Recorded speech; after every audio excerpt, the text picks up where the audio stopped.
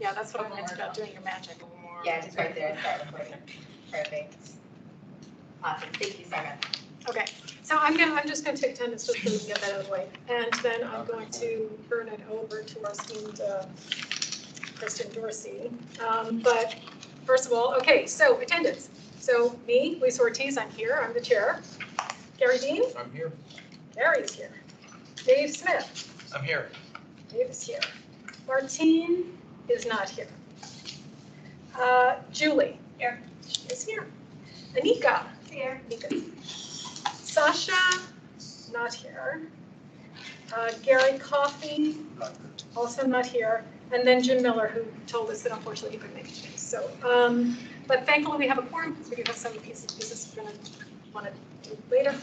But before all of that, we're really excited to have Christian here to talk to us for a few minutes. Thank you. Really, don't need to oversell it because I'm not going to say very much. It's just good to be with you all in person. I realize that outside of a few of you, I have not really seen the group since March, since we set it up.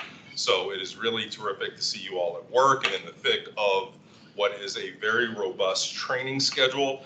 And I saw the note from Jim that signified that I guess tonight you crossed the halfway threshold to completing the hours of training, which is really a momentous occasion. So congratulations for all of that.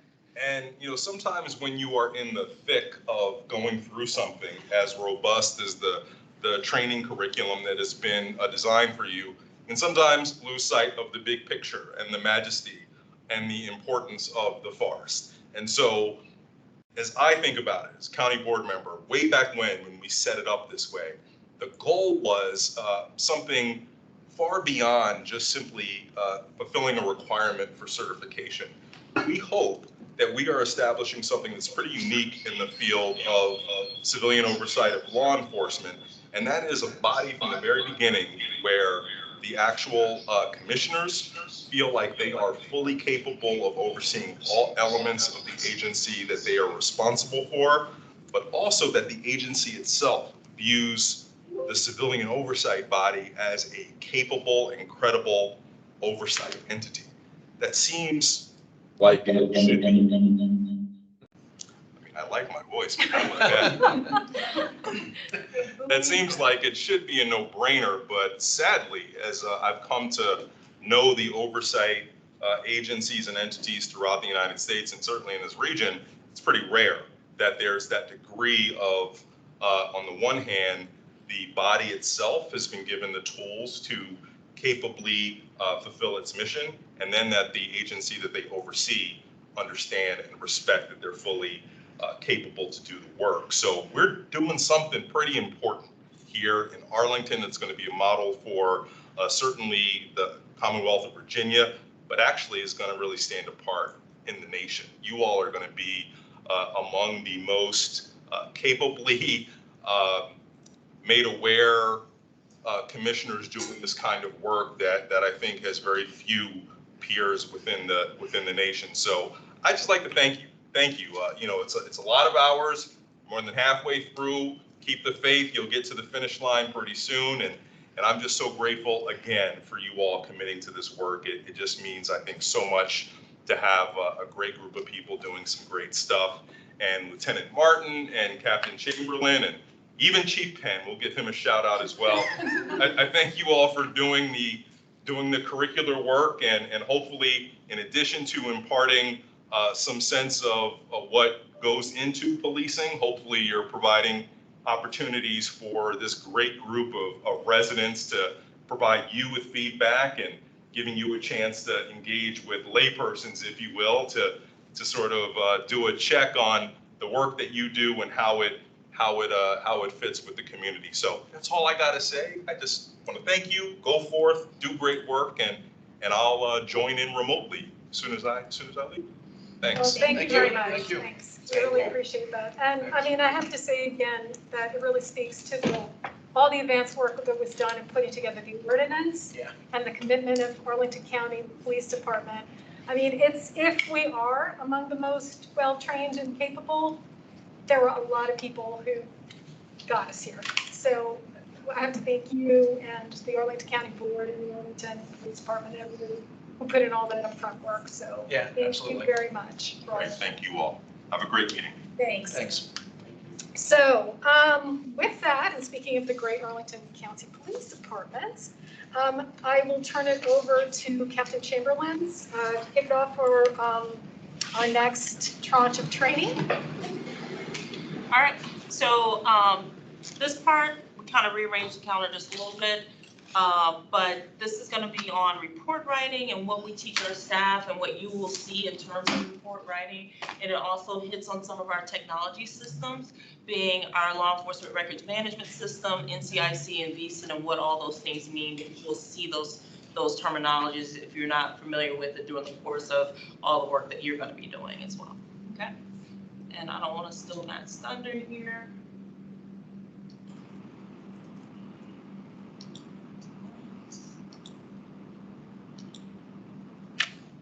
There you go. Good evening, everyone. Thank you so much for having me.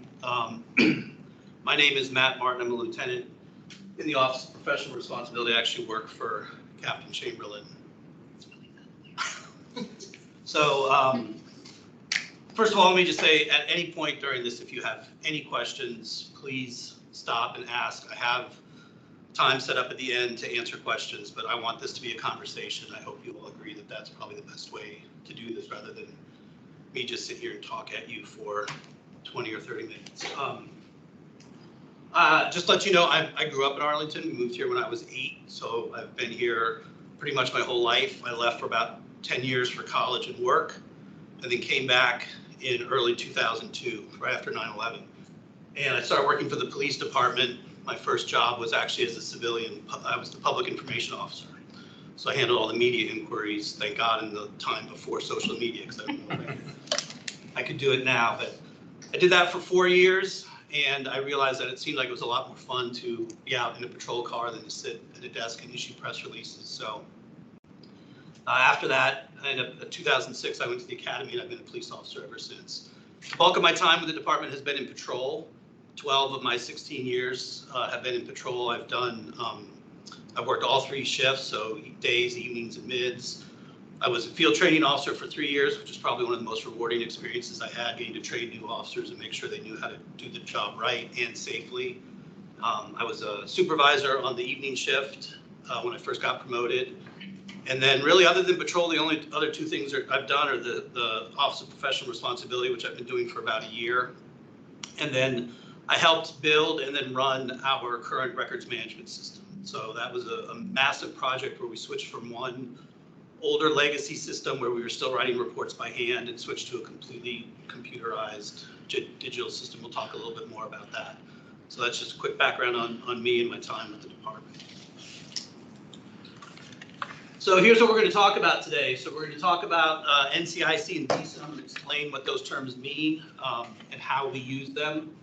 And then we're going to talk about a couple of the computer systems that we use. So Brazos eCitation is how we write our tickets now. So up until maybe a year and a half, maybe 2 years ago now, we were still handwriting tickets. If you got pulled over and got a traffic ticket, that's all being done digitally now. We're going to talk about the law enforcement records management system, which is the system I referenced earlier that I helped build and run.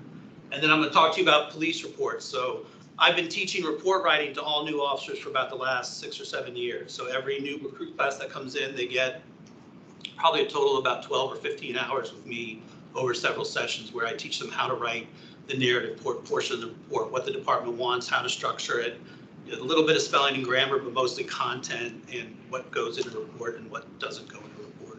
Will we get a copy of the slides or no? We can give you. Yep. There's nothing in here that's. Okay. Okay. All right, so the first thing we're going to talk about is NCIC and VESA. So NCIC is a computerized index of criminal justice information. It's the federal system. So this is the system that interfaces with all the state level systems. And when Virginia or Oregon or DC or whoever puts information into their system, that gets uploaded to NCIC. And that way, if we pull someone over here who's wanted in Kentucky, we'll know that because that information is entered in and accessible through NCIC. It's got information on wanted persons, stolen property, missing people. It's got criminal history information, so not just if you're wanted right now, but if you've ever been arrested and what the outcome of that was. All of that is contained within NCIC. Now, that's not everything. It has a lot of other information in it too, but these are the primary pieces of information that we interact with and that we're looking for when we access these systems. I think it's important to note that NCIC and all the subordinate systems, certainly Virginia's system, has very strict validation rules. And you can imagine why this is not needed, right? Because if we're going to read something on a screen and then take away somebody's freedom, take the rest of them and go to jail, that information can't be mostly correct, right? Or it can't be valid 2 years ago, but not today. That stuff has got to be accurate. And I'm telling you, when you work around this system, especially not just as a user of the information, but I worked in dispatch for a while, and you see what it takes to get information entered and how many checks it goes through, it is significant how much quality control is done on this information.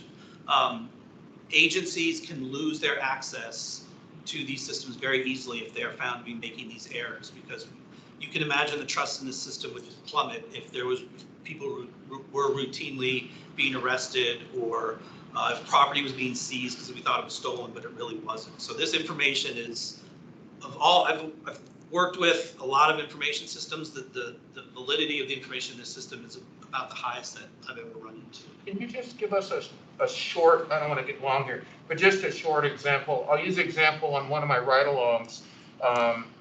They ran a car that had been spotted on a carjack in Maryland, and so at midnight they were waiting for him to a bowling alley.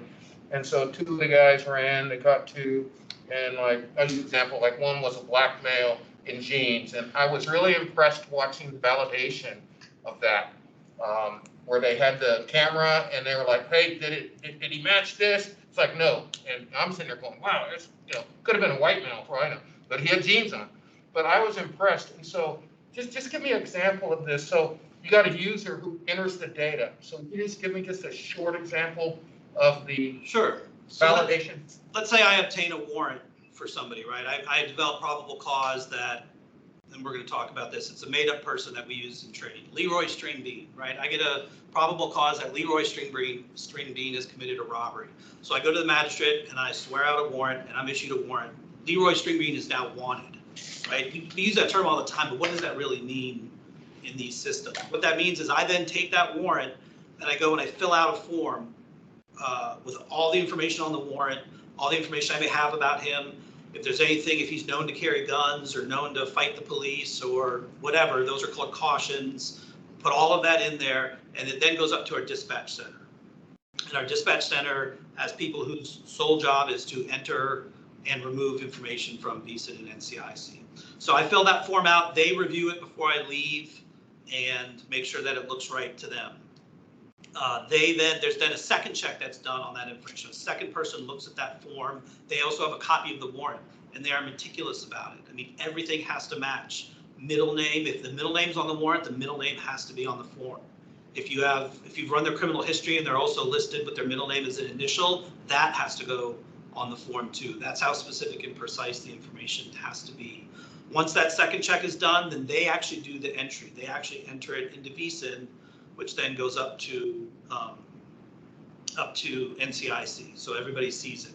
Now let's say that person is stopped in Maryland, right? Leroy Stringbean is now stopped in Maryland. It's not Maryland's warrant, right? It could even be another Virginia jurisdiction. But if they're stopped by anybody other than us, they can detain that person, they can hold on to him, but they can't actually arrest him and take him to jail until they have confirmed that that warrant is in our system and is still valid. That means they literally, well, they don't call, they send an administrative message over, and somebody in Arlington has to put their hands on that warrant and then reply with a confirmation, yes, that warrant is still valid and we still have it in our records, it's still executable. And there are time limits for how that has to happen. If that warrant isn't confirmed, then that person is let go. If that information is confirmed, then they're arrested, and if it's another state, they go through the extradition process. If it's in Virginia, depending on how close they are, we may go pick them up right away. But that's just one example of how information gets put in and how, even once it's in there, it has to be confirmed before we can ultimately act on it and make sure it's valid. Thank you. Sure. So VSIN is just Virginia's Criminal Justice Information Network, and that interfaces with NCIC. It's one of more than 50. There's one for each state, but then I believe like certain territories have their own. So Virginia's is called VSIN. In addition to all the stuff that you find in NCIC, VSIN is also our link to the DMV. So if you think about it, when we pull someone over and we run them to make sure that their license is valid, that their car is properly registered, this is done through VSIN by checking the DMV. Obviously, we're also checking if the car is wanted. That all happens with just one entry. So we go in and we put the license plate in. It's checking all these databases in a matter of seconds. But in addition to the criminal information, it's also just kind of the administrative information of, is the car registered? Is the driver licensed? What's their point balance? You know, if they've gotten tickets. Does everybody know how Virginia's point balance works just from a driver standpoint? Does everybody? No. So in Virginia, plus points are good and negative points are bad. So if you have points in Virginia, that's actually a good thing, right? You get them by going a year without getting a traffic conviction. So every year you go, you earn a point, or you can earn them by taking a traffic education class. But you max out at 5 positive points. So you might hear the term, if you're doing a ride along, oh, he's a +5 driver, she's a +5 driver. That means they're the best, you know, record you can have. And then typical, like a garden variety speeding ticket or running a stop sign is 3 demerit points. These are issued by the DMV, not by us or the courts, but if you're convicted of it, you get 3. So if you were at +5, you go to +2. If you get another one, now you're at -1.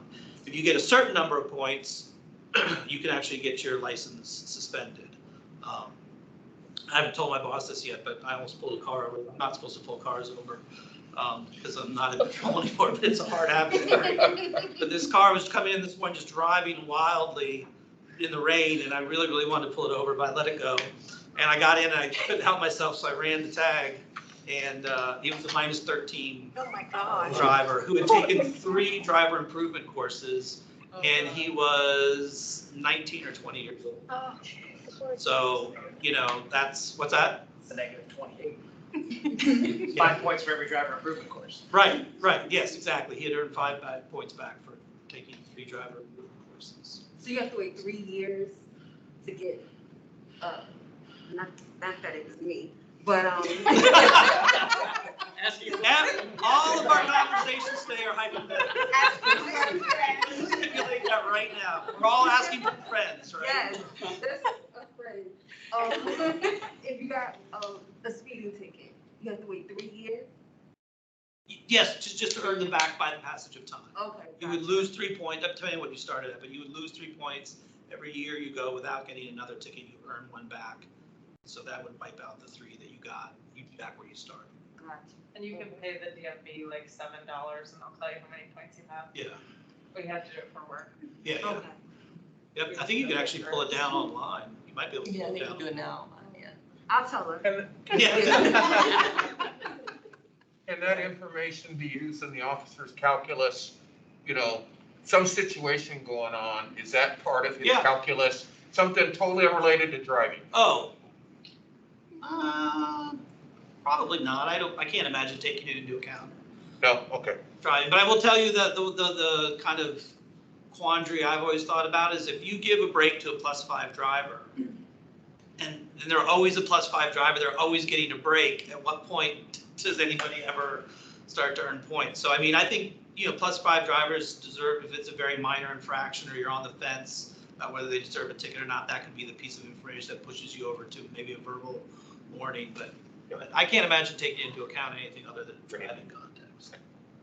Does that, one other question, do those points carry over through NCIC to others? Like, No, you might get pulled see over in them. another state, they don't see our DMV. I've never seen a Virginia return in another state. Maryland doesn't put points on. I think they used to. I have a vague memory that Maryland might have done it at one point, but no, I just don't know. Okay. Depends on.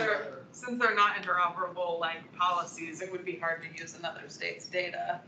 Yeah, but Maryland, when you get a Maryland license back, you get a lot of text information at the bottom that they've like, it's almost like their driving record, and not all states do that.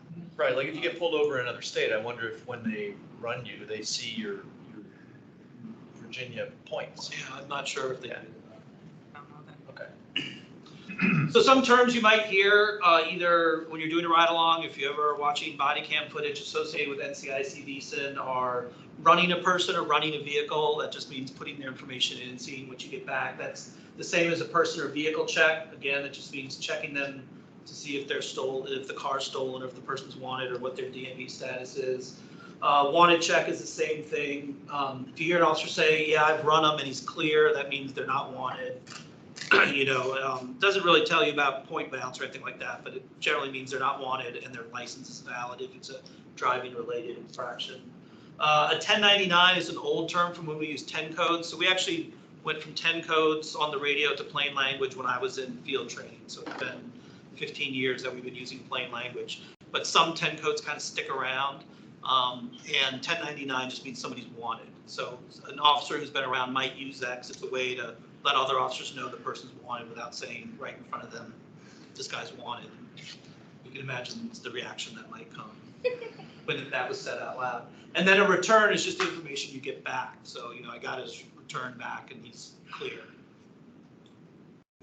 So this is an example. First of all the information I'm going to show you is all fake information. This is a test record that we're allowed to run for testing. So you're not seeing any real information about any real person.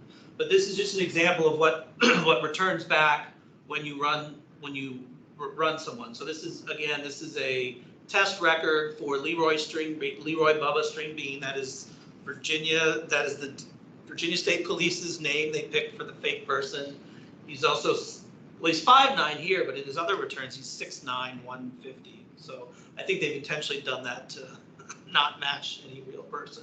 But anyway, so this is a wanted return. So this person is wanted or would be wanted if this was real, and there's a caution on him. So as you work your way down, the CMC, those are the cautions. So there's a caution that he's a sex offender. That doesn't mean he's wanted for a sex offense. It's just warning you that this person is a sex offender. It's telling you that there is full extradition. That's very important, because if somebody is wanted by Louisiana but they will not extradite him, then we cannot arrest him. We would not arrest that person. Because obviously if they're not going to come get him and execute the warrant, what good does it do for us to arrest him? So that tells you right away that full extradition means we'll come and get him anywhere in the United States. A lot of limits you'll see are surrounding states. So does anybody know the acronym for surrounding states for Virginia? No? Peanut butter with ketchup. You know it? I'm supposed to. Peanut butter with ketchup tastes nasty, dude. No, peanut butter? Not peanut butter. Wait a second, I messed it up already. It's, anyway, it's West Virginia, Kentucky, Tennessee, North Carolina, Maryland, and DC. I missed one? That's right. What is the first one then? That's Pennsylvania. You don't touch Pennsylvania. Anyway, I forgot the first part. But anyway, there's an acronym. My fourth grader taught me that a few years ago. So anyway, we will extradite from surrounding states. In some cases, we'll just extradite from the DMV, so from District in Maryland. We'll generally go pick up anybody anywhere in Virginia if they're wanted on an Arlington warrant, which is funny because we might have to drive 6 or 7 hours to pick somebody up in the southwestern tail of Virginia, but we might not go 3 hours to get somebody from Pennsylvania. So these are all set generally by the level of crime. So the more serious crimes, obviously, the further we're willing to go to pick them up. Can I ask a general records question? Sure. To this, and the only reason I'm asking is because I've watched what the Air Force is doing right now, just getting realigned to, sex. So whether it's this record or any other records, where is the, I guess where's the county? Because you guys follow our county rules, right? As far as what people want to be called. I don't know, Air Force has changed their whole thing where they're allowing other things. Yes, for gender. Yes. So, so we're limited by what the FBI sets out, and then VEASAN follows them. So I'm not talking about how we interact with people and how we. No, I'm just talking about records. But you're talking about these values here. These are set. We have to, when it's things like race, ethnicity, sex or gender. The term that the FBI uses is sex. Those are set values. States can't opt to pick other ones. They can't opt to have So 20. you're talking for the NCIC? Correct. So for NCIC and VSIN entries, those are set values. It's essentially a drop-down list, Okay. and we cannot vary from Okay. that. What about Virginia? It matches. It matches FBI. You have to match with FBI because you're feeding into their system. Okay, So if Virginia had, whatever we're talking about, if Virginia had 15 options, but the FBI only had 7, it just wouldn't work because where would those other 8 go? but the feds have adapted. Right, they have decided what these are. And Okay. like I always say when I teach recruits, in no way does it accurately describe the mosaic of Sure. human experience, but that they have to pick some values and Okay. they picked them, and All right, we're obligated to follow those. perfect. So this is just a return of a driver's license. So this is not a criminal return. This is, yeah, there's 6-9. This is the DMV return. So if you were to be stopped by the police and you have a Virginia driver's license and an officer was to run your information, your return would look something like this, hopefully not revoked DUI related and disqualified as a driver. But because it's a test record, they've thrown everything in here. So it tells you that he has had 2 previous DUIs, that he's had a previous commercial motor vehicle violation, that his license status is revoked, that he's disqualified to be a commercial driver. So this would be a really, really terrible driver. He would get lots of tickets. Any questions about Visa and NCIC that we didn't cover? All right, so Brazos e-citation, that's our system for issuing traffic and criminal summonses. In addition, there's some other functions in e-citation. We do, anytime we impound a vehicle, what we used to call our tow form. If you're involved in an accident, by law, you have to give certain information to the other driver and they have to give information to you. Doesn't matter who's at fault. That is called a driver information exchange. That's handled through this. And we also issue false alarm notices. So no, have they had any presentation about that? So Arlington actually has a false alarm ordinance to try to reduce the number of false alarms. Something like, I think it was about 20 or 25 years ago, there were just a ton of these automated alarms, right? So at a business, it could be at a residence too, but it goes off, it goes to whatever company is running it, Wells Fargo, whoever, and then they call the police and send us out there, and it would be just an unsecured door or a malfunctioning alarm, and we would go to the same place over and over and over again. So the county actually passed a false alarm notice, and if you're going to have an alarm that has an automated call to the police, you have to register it with the county, and then if you have a certain number of false alarms, there you get a series of increasing fines, and then I think after the 6th or 7th one, our response to your alarm is suspended. We don't go out anymore. So to know that, right, when the officer goes out and determines that it is a false alarm, they have to fill out a form so that it can be recorded that they have had a false alarm. That's done through the same system. And this system runs on department-issued cell phones, so everybody, when they're hired, gets a cell phone, and it has this app on it. And then all of our patrol cars have printers in them. They print out a receipt, looks like a CVS receipt. Everybody jokes about it. It's a long, thin, narrow ticket or information exchange form or alarm notice. And when you connect the phone, you put in all the information. You actually take your phone to the driver. They sign it with their finger. And then you hit print, and it comes out. You give them their copy. And then the information's uploaded into our systems automatically. And the system that it's uploaded into is LERMS. So again, this stands for Law Enforcement Records Management System. This system was built out in 2016. Our system before that was about 30 years old. It was literally a data entry, very basic. We were still writing our reports by hand. Actually, when I started, we were writing everything by hand, including the narrative. We finally got some PDF forms that we could at least type them out, but we were still printing them out. And then clerks and records would sit there and do data entry. They would literally get our report, put it on a stand, and do everything from that, manually enter it into the system. So now we have a report, there's a function that does the report writing, and then all that information with some human effort is just brought right into the system. So there's no manual entry anymore. So it's a comprehensive digital records and report writing system, and just about all the data that we collect as officers out on the street or as detectives is put in here. So cars that we've towed, tickets that we've issued, parking tickets we've written, reports that we write, all of that is put into this system. And it's great because it's we can kind of tell from one click how we've been involved with a person or a vehicle or a piece of property. And we also have our personnel and training records in the system, so we can see, where everybody has someone moves through their career, and as they get training, that's all recorded, and we can see it all in one place.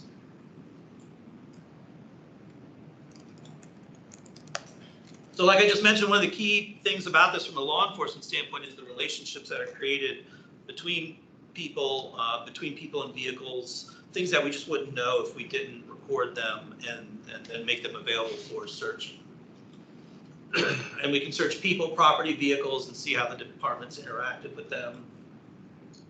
And access to various parts of the system are determined by permission. So an officer has a certain set of permissions that enables them to do certain things. Detectives, get more permission so that they can manage their cases. Supervisors get additional permissions, and all of that, controls who can see what and who can add and delete information in the system.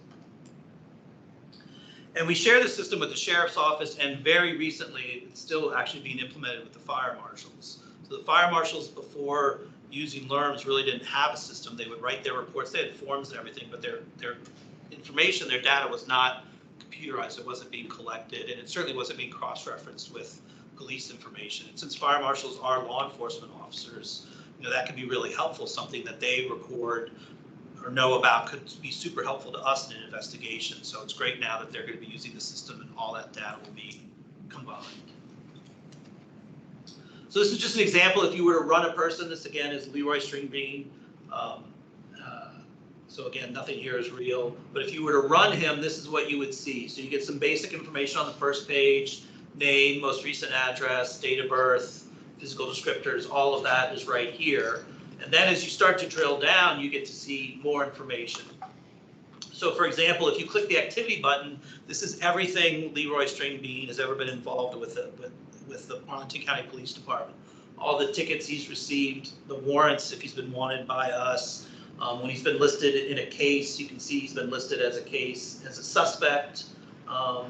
He was a victim as a case in another instance. So whether he was a victim or a witness, whatever, we can see all of that at one glance. And then just by picking the item and double clicking on it, we go right to that item and can read the details about it if needed.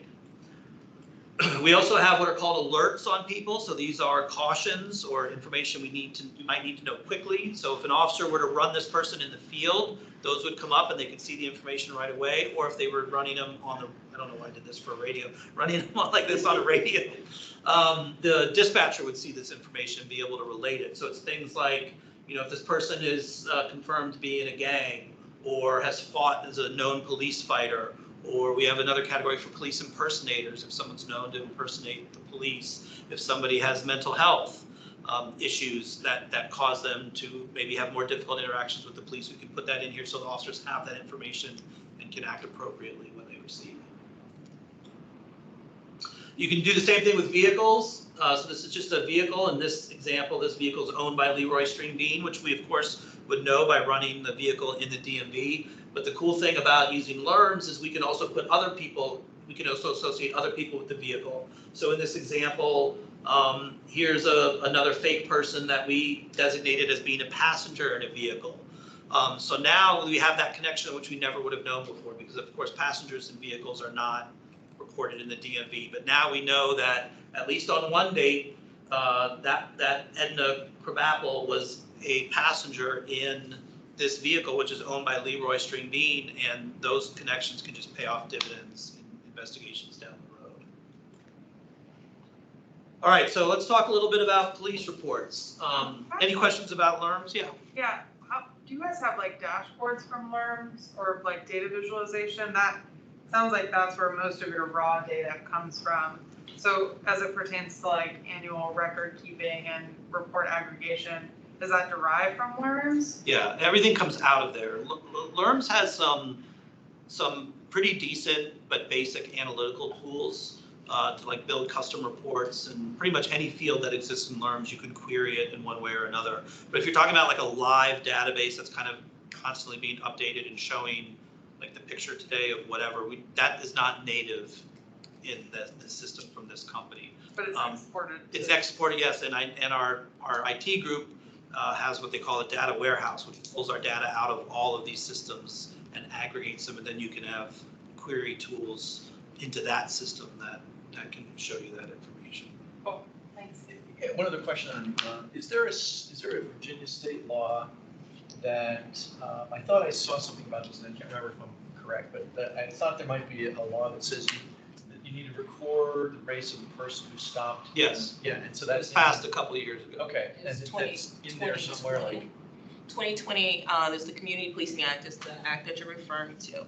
Whenever we come in contact with someone, there's certain things that you have to record, which are things that we record already in terms of what happens in a summons, which is race, sex, all that. But this requirement pushed forward that you have to record. So warnings, while they may be verbal, you still have to record that interaction because that information is still now noted and calculated in that view. Virginia has a dashboard of that information. However, the requirement is that they push quarterly. So it's only 4 times a year that information gets uploaded into that system of that particular data from a stop. so, and does the state publish that? Yeah, Yes. the state publishes it. It's on a actual dashboard, as you Okay, spoke to. You can choose your locality, and from there, they'll create the report for you. Okay. And we do have the link on our site too for it to send you to that site. Okay, thanks. All right, so officers use part of LERMS, another tool called Mobile, which is the software that's designed to be used in the field. They use that to write their reports and also to search for people, property, and vehicles in NCIC and VEAS.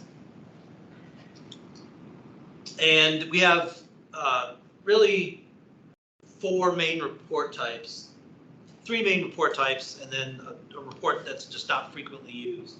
And these are a case report, a case supplement, and an arrest report. And up here it describes what each one of those do. If you just talk about a police report, the term that we use for that is a case report. So if a crime occurs, somebody's arrested, an officer's going to go out, and the result of that will be writing a case report. If they learn new information later about it, they want to add information, they would write what's called a case supplement. Or if another officer assists them and needs to add information to the case, they would do that through a supplement. And then an arrest report documents anytime someone's arrested.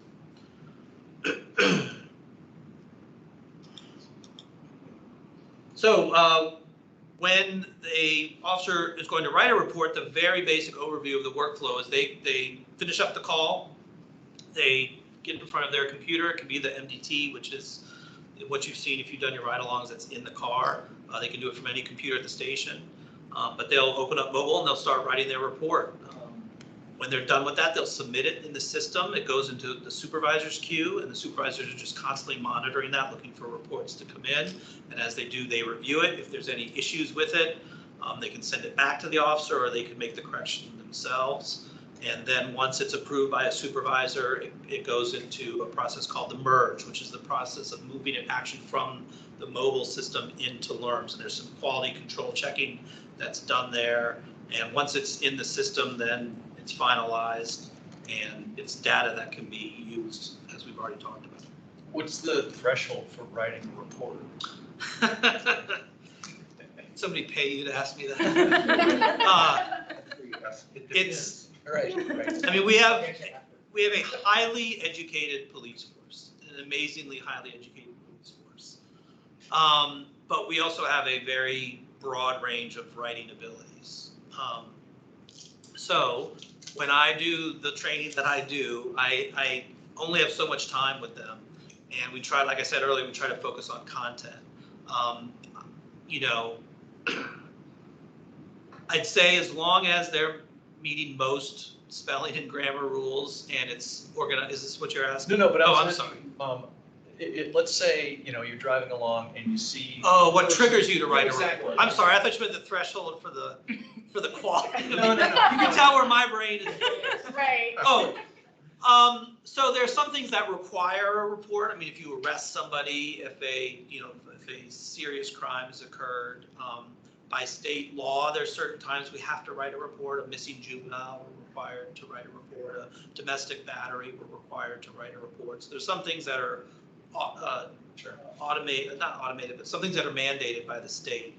But, you know, some of it is a judgment call. I mean, if none of those things happen, there may be times where one officer may say, I'm going to write a report, and an officer may not, and they can both be right. It really depends. Okay. And they do that from an app on a phone, or do they have to get it on a laptop? It's on a computer. Okay. Yeah, it's really hard. You know, some places do that, but it's really hard. The way you'll see how we write narratives. I'm going to show you a sample report here. And the way we write narratives, that would be nearly impossible. Okay. And then the earlier thing I mentioned about the quality would probably go down.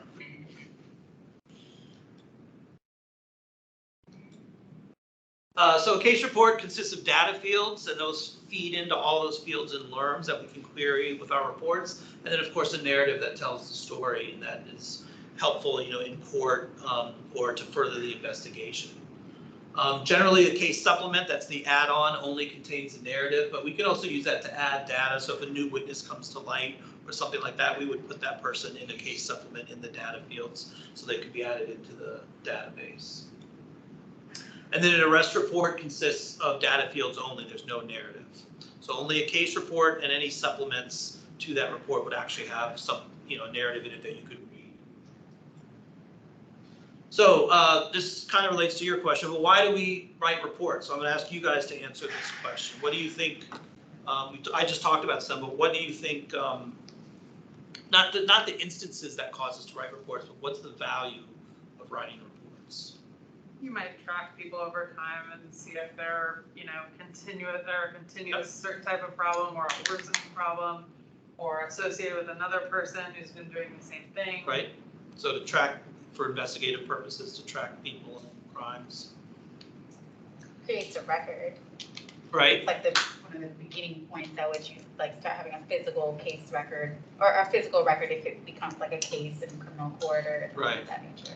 Well, and it is data that then you can analyze. Mm-hmm.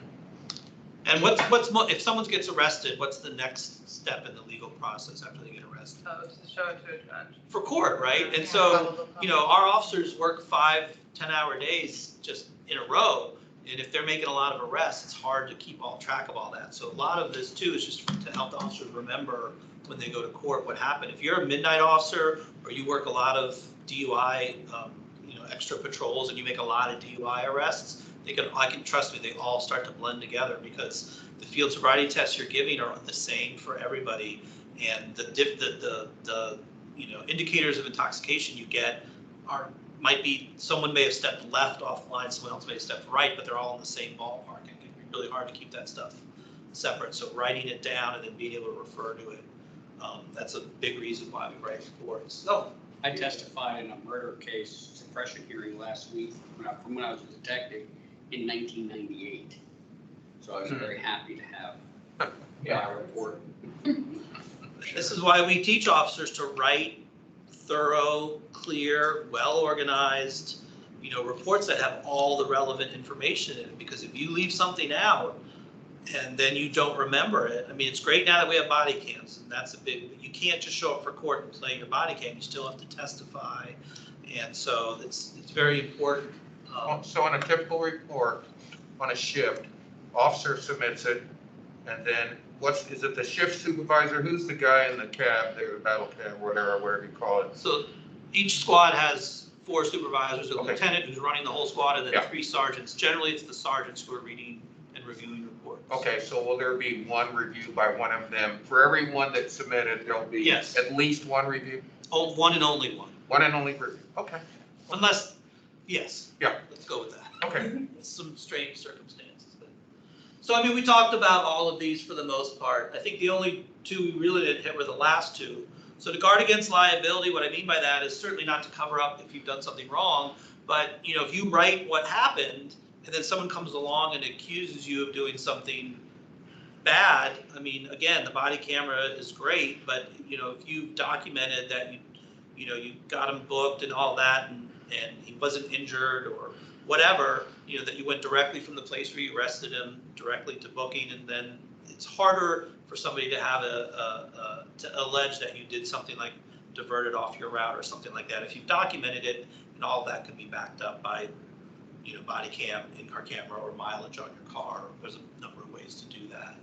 So related to our role with receiving complaints, can you just give us a sense for kind of where we are? I mean, how often does that happen? I mean, I really think that's really important. Guarding against liability? Yeah, I mean, how often well, not so much liability, but how many times has this record been used for your investigations to go, that didn't happen? Or our internal investigation, use the data to support all the other things you put together to say, I mean, does this help you quite a bit? Oh, it helps tremendously. Also, to go along and, this is Matt here, but that's Matt Owens back there. What he's going to be speaking to is the digital evidence management system. And in terms of our investigations, we check both the report writing and the digital evidence management, which is the body worn camera, in-car camera, or maybe an interview room, those systems and those reports to look prior to us doing anything else to know, is there something they're valid or is it missing something? Say it's a video that doesn't have audio to it. And so, but the complaint is referenced to something that was said, that kind of gives you some insight to, or lack of insight, which is causing for those additional interviews. So yeah, this is critical to those types of instances in particular. All right, and then to assist Arlington residents and visitors, I mean, you can, if your property is damaged as a result of a crime and we document it, it can help you with an insurance claim or something like that. So these are all the reasons why we write reports. So, and as a result of that, they have a large target audience. Officers are writing for a number of different people, and they have to keep that in mind. And if they're doing their job, they will anticipate questions from these folks and answer those questions in the report. When part of my training, I always teach the officers is your job is to become an expert on what happened, right? It doesn't matter how minor or dramatic it may be. Your job is to become an expert in that incident. And if I have a question, I should be able to ask you it and get an answer. And I really preferably would not even have to ask you a question. It should all be answered in that narrative. So there we go. And it's important to note too that a narrative doesn't contain everything an officer knows about an incident, right? There's a lot of information the officer collects that just isn't relevant to a criminal case. And so, that you may see something on a body worn camera that isn't in the report, and that is perfectly normal as long as it's not relevant. And so officers, part of their training is just the reps of going to these calls and watching more experienced officers and learning what is relevant and what isn't relevant, what needs to be in a report and what doesn't need to be in a report. So things that do need to be in a report are things like legally required actions, right? Like if we need to read someone their Miranda rights before we ask them questions in custody, you need to write that in your report. It's not good enough to just say, well, I always do it, or I know it'll be on my body camera. You have to write in your report that you did it, and you have to write in your report what you said and did the person say they understood it, because these are all vital questions about whether their testimony or their statements would be admitted or not. So there's certain things that clearly have to be, and then there's some things that clearly don't, right? If a victim is telling you about the breakfast they had that morning, but it has nothing to do with the crime, that doesn't need to be in the report, obviously. So part of becoming a professional police officer is figuring out what is relevant and what isn't. All right, so I've got a report here for you guys. This is also completely fake, but representative of what you will see in our real report. So feel free to read through it and ask any questions. It's been redacted, just like a real report would be redacted. So all personally identifying information has been blanked out. This theoretically could come, let's say, if this is a very simple trespassing arrest, but if the person makes a complaint that he was mistreated or arrested improperly, this is kind of the first thing that would kind of tell the story of what happened. So feel free to read through it, and then I'm happy to answer any questions if you have it.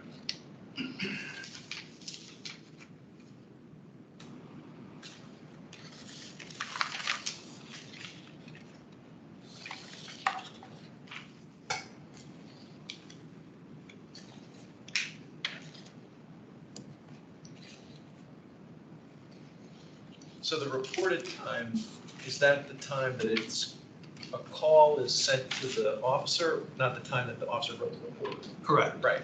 That's the time that either the call came into dispatch, or if the officer self-initiated, saw something happening and marked out on the radio, it's that time that that event was created.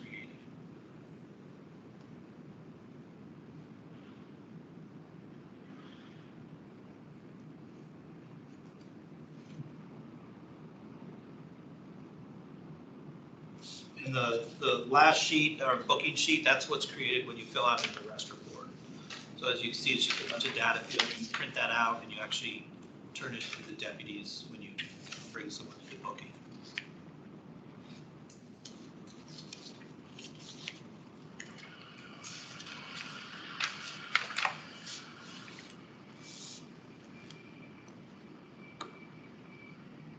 So this would be redacted, just, this is public or? No, police No. reports in Virginia are generally not releasable. There's a few exceptions under FOIA where they are, like I think a victim of a crime is able to get a copy, or if it's Of a closed case. of a closed case, right? The case has to be completely through the court system, or we're not going to be going through the court system. And the victim can get a copy, or if it's a juvenile victim, the parent. And if I think the person is deceased, then their one of their immediate family members or their state representative can get a copy. So who's the redactions, who are the redactions for? What do you mean? Well, so, I mean, you said you would see redactions. So if you release a report through FOIA, you do not release witness information or witness names or any. Right, so this could be FOIA. Is that what you're saying? No. Well, it depends. Yes. It could, if it's depending on who the victim is in that situation, and it's a And closed. then it would be redacted? Yes, Yeah, yes. gotcha, yeah. So I have a question. I realize this would be difficult. But, one thing that might occur to somebody reading this would be, well, did he seem aware of his surroundings? Did he seem like he understood what was going on? Did he seem like maybe he was having a mental, and that's not in there. Now, I can see why that would be difficult because the policeman's guessing. But in some ways, that's still relevant information. How would you capture that? But I'm happy to. Yeah, so one of the things from the CIT portion of the training is being able to identify it. If it was something that was specific into their personality or something that reflected from what they were, that cued them in, they're going to include it if it was something that was relevant to that piece of information. And as Matt said, not everything's going to be included in the actual report. But generally speaking, if this was something that resulted into someone that may have been showing signs of bipolar or anything like that, they would put those signs in there because that's what they've learned throughout their CIT training. And what would they do in that instance? I mean, because if you're arresting somebody who's clearly or potentially in a bipolar incident, I mean, again, I feel for the police, you only have certain tools at your disposal to work with certain situations, but do you have other options, or what could you Yeah, I mean, it depends on the degree, and it depends on what's going on, right? If it's a trespassing call where clearly maybe the person doesn't realize what's going on, then it very likely is going to be handled as a mental health call. And if the person meets the criteria for being detained, which are very specific, then the person could theoretically be detained, and forced to get at least a couple days of treatment. If it's something where they're, aware of the problem of the mental health issue they're dealing with, and they want to get help voluntarily, then we can facilitate that also. If it's something where it just takes a little extra time to convince them that they aren't supposed to be where they are, and they can talk to them and make that happen. And that's our first choice everywhere. But clearly, once this is being written with an arrest report, all of that has either been done or the officer has just already gone through the mental checklist of that's not possible. And I would just say that if you read between the lines on this, there actually is evidence that he's aware of what's going on. He told the same story as the witness. He understood, he paid for his drinks. He then wants to be comped and he's not being comped. I mean, it may not explicitly say in here he was oriented as to time and place, but I think that the way that this was written communicates that, there were no indicators of him not understanding. So this would be the opposite, but you wouldn't write, he seemed happy. You would say he appeared to be he was smiling and laughing and talking with the person next to him. If you were trying to describe something like that. Right, if you were trying to describe like mental behavior or disposition, you would just describe your observations of what they were doing, not he appeared to be having a manic episode. But I think it's important to note that we don't describe someone who is not having mental health. Right, that's what I mean. That's the opposite. Right. You know, you wouldn't say they're happy, but Correct. if you were trying to describe whatever the symptoms were, you wouldn't Correct. diagnose, you would just say what you were observing. Right. Yes, I see, yes. Yeah. And the other thing, again, and it wouldn't apply to a trespassing, but somebody who is in a mental health, even a crisis, can still commit a crime, right? Oh, sure. And whether or not they're convicted of it is a issue for the court, and there are mental health-based defenses they can present in court. So I just think it's also important to note that too. For something where nobody gets hurt and it's a minor quality of life crime like this, I'm not saying that that's a route we're gonna go, but obviously if somebody commits a heinous crime where people get hurt, then that's, all of those issues would come up. They went over the criteria in the last training. It was harm to self, harm to others, and unable to care for yourself. Well, it's suffering from a mental illness. Suffering from a mental illness and unable to seek help or unwilling to seek help voluntarily. Those are the first two, and those are really important. We often skip right to the harm to self, you know, or harm to others, or unable to care for yourself. But before you even get to those criteria, the first two by code are they have a mental illness. You have to have that. It can't be because, I don't know, they're just a bad person or whatever. It's got to be due to a mental illness. So you have to have some probable cause that they suffer from a mental illness, and you have to ask and see if they're willing and able to seek help voluntarily. You can't detain somebody if you don't check those two boxes first. So just wanted to share that. Yeah.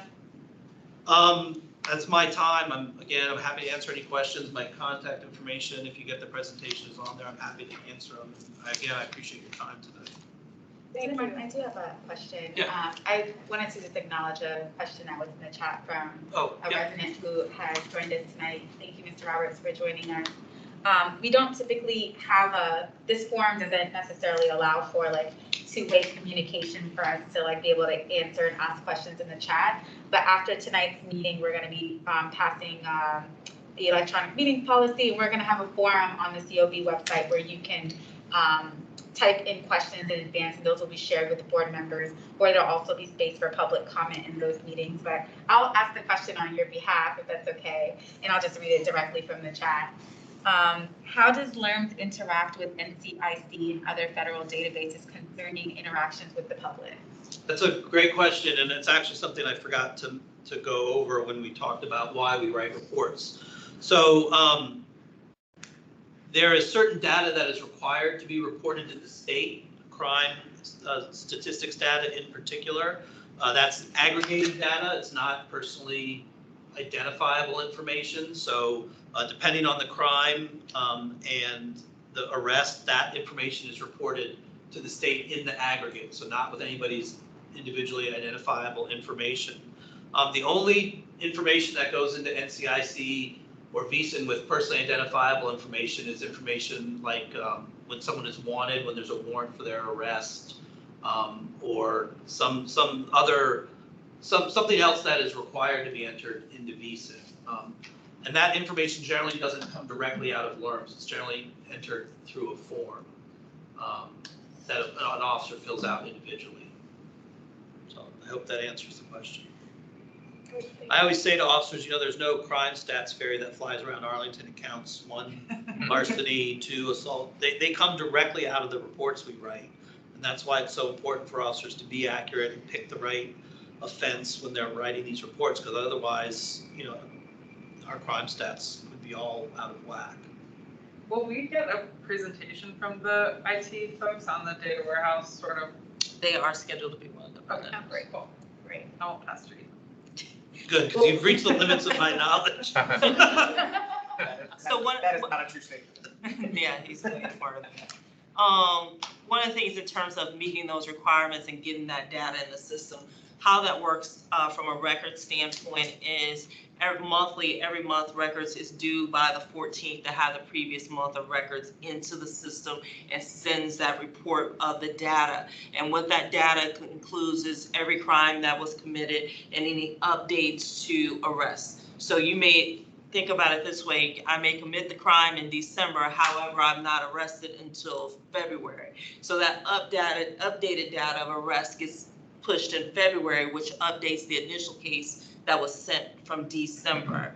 So one of the things that, in terms of that, the state has a lot of different requirements when you push, and I call it push the information through the system. And that system in itself, which is state system, if you look at that and when he speaks to the aggregate of it, the report is nothing but a bunch of 1s, 0s, and 9s. So there's no personal data in that. It's basically filling those boxes in those spaces. And it creates that report that the state is able to pull up that has that information to its 1s, 0s, and 9s. Is that right? What's that? 1s, 0s, and 9s. Pretty much in the report of the. For how many of each crime? Yeah. When we push the numbers every month. Oh, like how it's Yes, actually the reported. coding. Yeah, yes, yes. Yeah. So each one of those are how that information gets pushed. So it's not simple English looking at this report and knowing that it's being pushed correctly. You literally can't read it unless you know the codes. Like what box 74, line 74, it literally is computer code. So it's not people's, as he said, personal information, but that is done monthly. And that's what creates state's end of the year report for that information for the crimes that are committed and the arrests that were made associated with those crimes. That makes sense. Yeah. Absolutely. Well, this was very helpful to like the front end of what feeds that, data process, like, everything from the patrol car and the mobile app to the different levels of the different systems and interfacing with DMV, really, really helpful. Good. Yep. Good. Thank you. All right, enjoy the rest of your night. Thank you. All right. So I know Lisa wanted to take a 10-minute break. So I'm gonna take a vote. Do you want to power through and take a break after the next presentation so our colleagues can go home? Or do you want to take it now? I don't care. It's up to you. 5 minutes now, or we can push it off after the next presentation. 5. You want to take 5 now? Yeah, sure. Okay. So back, oh, wait a minute. Can't do that. I so moved. Thank you. Wait, this is why I write everything down, because I don't remember anything, and I have to go read it because I don't remember what I wrote. So, okay. So I'll entertain a motion to take a recess until 7:11. I so moved. Oh, great. Anybody want a second? I'll second. Everybody in favor? Aye. Anybody opposed? Okay, 5 minutes.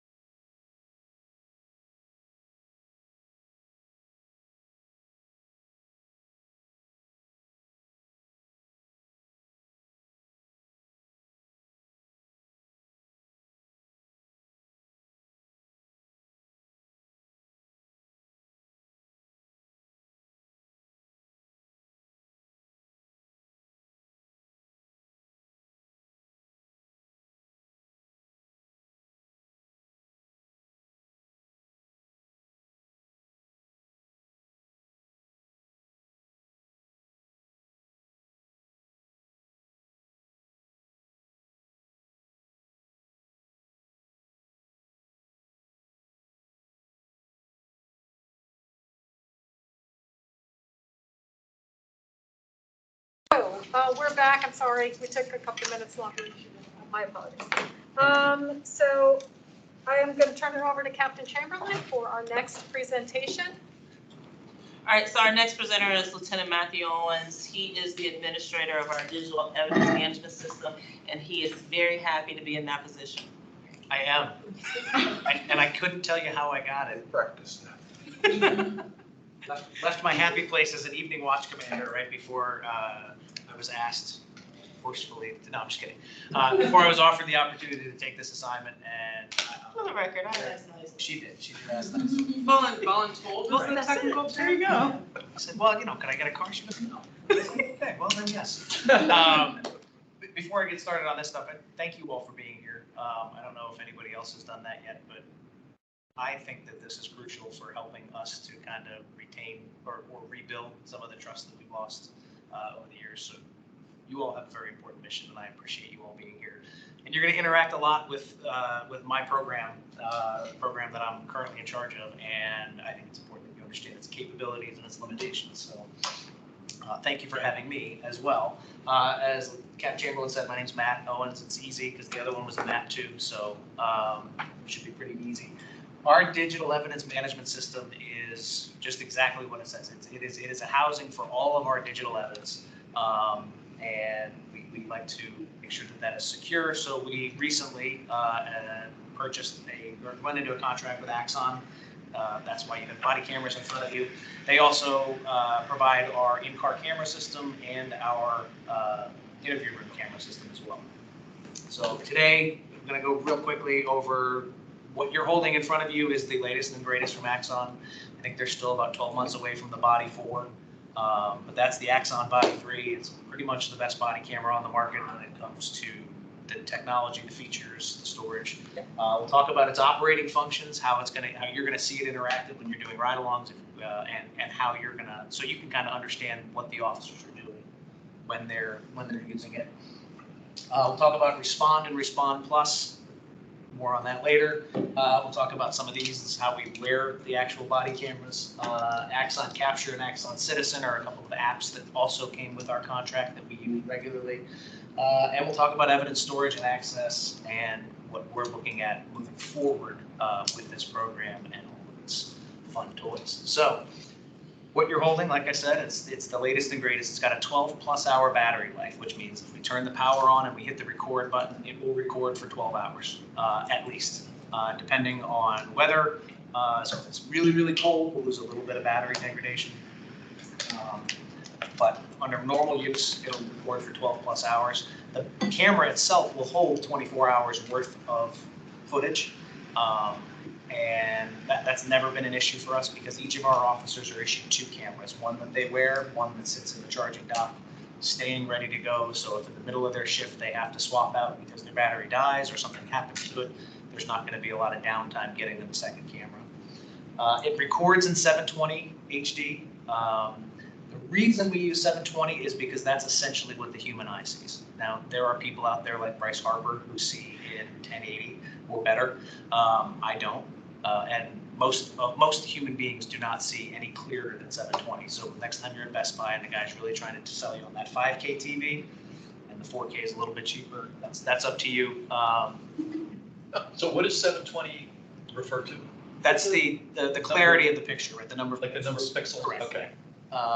Also recording in 30 frames per second because essentially that is also what the human eye sees, right? So this is a digital evidence cabinet, but it's also there to help protect the officer so that it shows a visual representation of what the officer could have seen, right? So we don't want to capture something in 1080 that you can then zoom in, 10 hours after the fact and see, the leaf on the tree was brown instead of green. We are interested in seeing a depiction of what the officer can see at the time that he can see it. It's dots per inch. Oh, okay.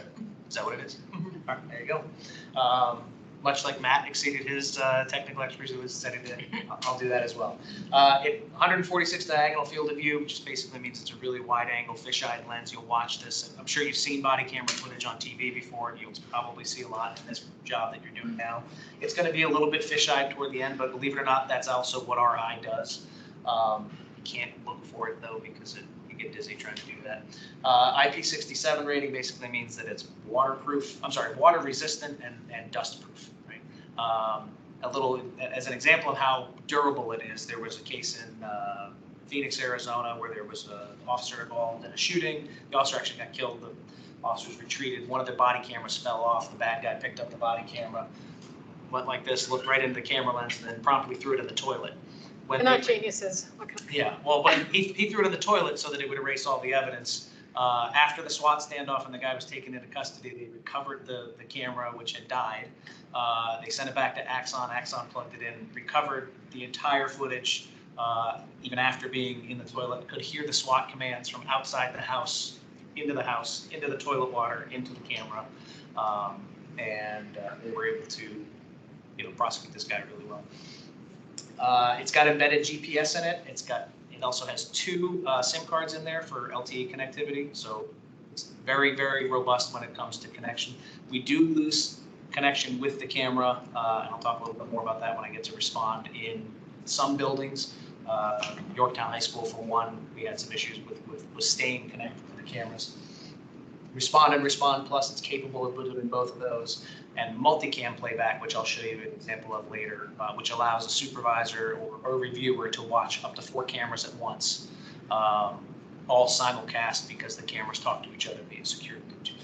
It's pretty fascinating. Respond and Respond Plus? So Respond and Respond Plus, and I think I have a slide in here, but it's basically our ability to play big brother to the officers that are out there as supervisors. So like I said, it's GPS enabled. So when it's recording, it's giving live time GPS locations to the system, and we can go up, pull that up on a map, see exactly where every officer is, and with the addition of our new in-car camera systems, where every vehicle is.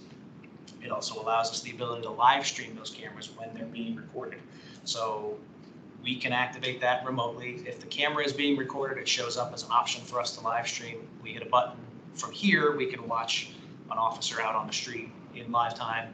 It's not done surreptitiously. The officer is notified about it at the time, and we do have language coming forth that basically governs the usage of that. But a supervisor can do that anytime they feel they have an operational need.